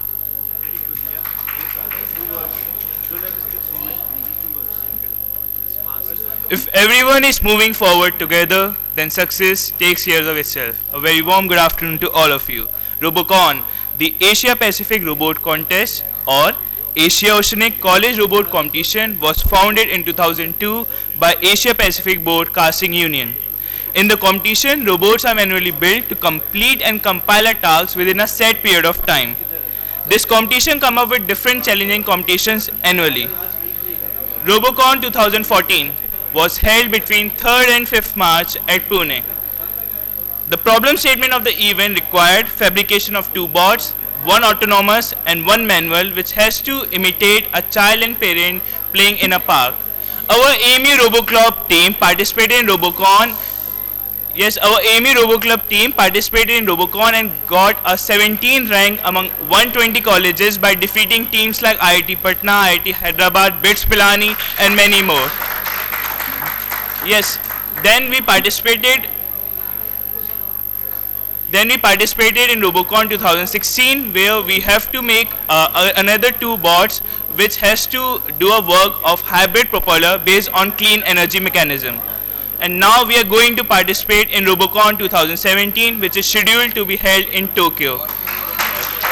The prelims of The prelims of this Robocon will be held in 3rd and 5th March at Pune in 2017. So now I request Shubham to continue with the presentation. Okay, so now our designs comes. Design is not just what it looks like and feels like. Design it how it works. So here are our proposed model of design, and it is in construction. Now this dream of ours cannot have physical existence without your financial support. And the proposed cost estimation of our present project of Robocon 2017 is 3,14,000 rupees. And we are sure that we will manage this by your support. So at last I would like to say that I have learned it long ago that those who are the happiest are those who do the most for others. Thank you. Yes, sir. Sir, one video is going to play on this. Please watch this. Thank you.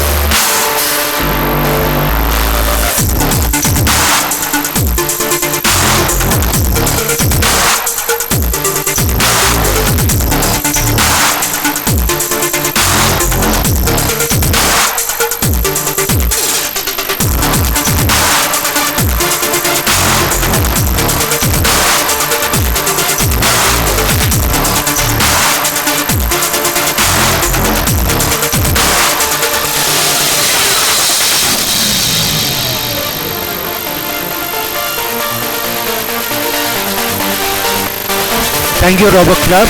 The club is requesting a fund of 3 lakhs to participate in 2017 challenge. Now the next agenda is the lunch. I would request all the people over here to go to the lunch room over there. Yeah. Thank you. Thank you, Fausia. She is going to announce the program for the evening and post lunch. Hello everyone. May I have your attention please? The lunch is getting ready. The lunch is getting ready. May I request you to go and plant a couple of trees and come up for lunch. Assemble at the main gate at 2:30 for university tour. Okay, please assemble at the gate for university tour at 2:30. No one is listening. Or kitna? May I request the volunteers to ensure that people reassemble at 2:30 at the gate for the university tour. Those of you who have not registered, please register. We will be closing the registration counter. Nobody is bothered, huh?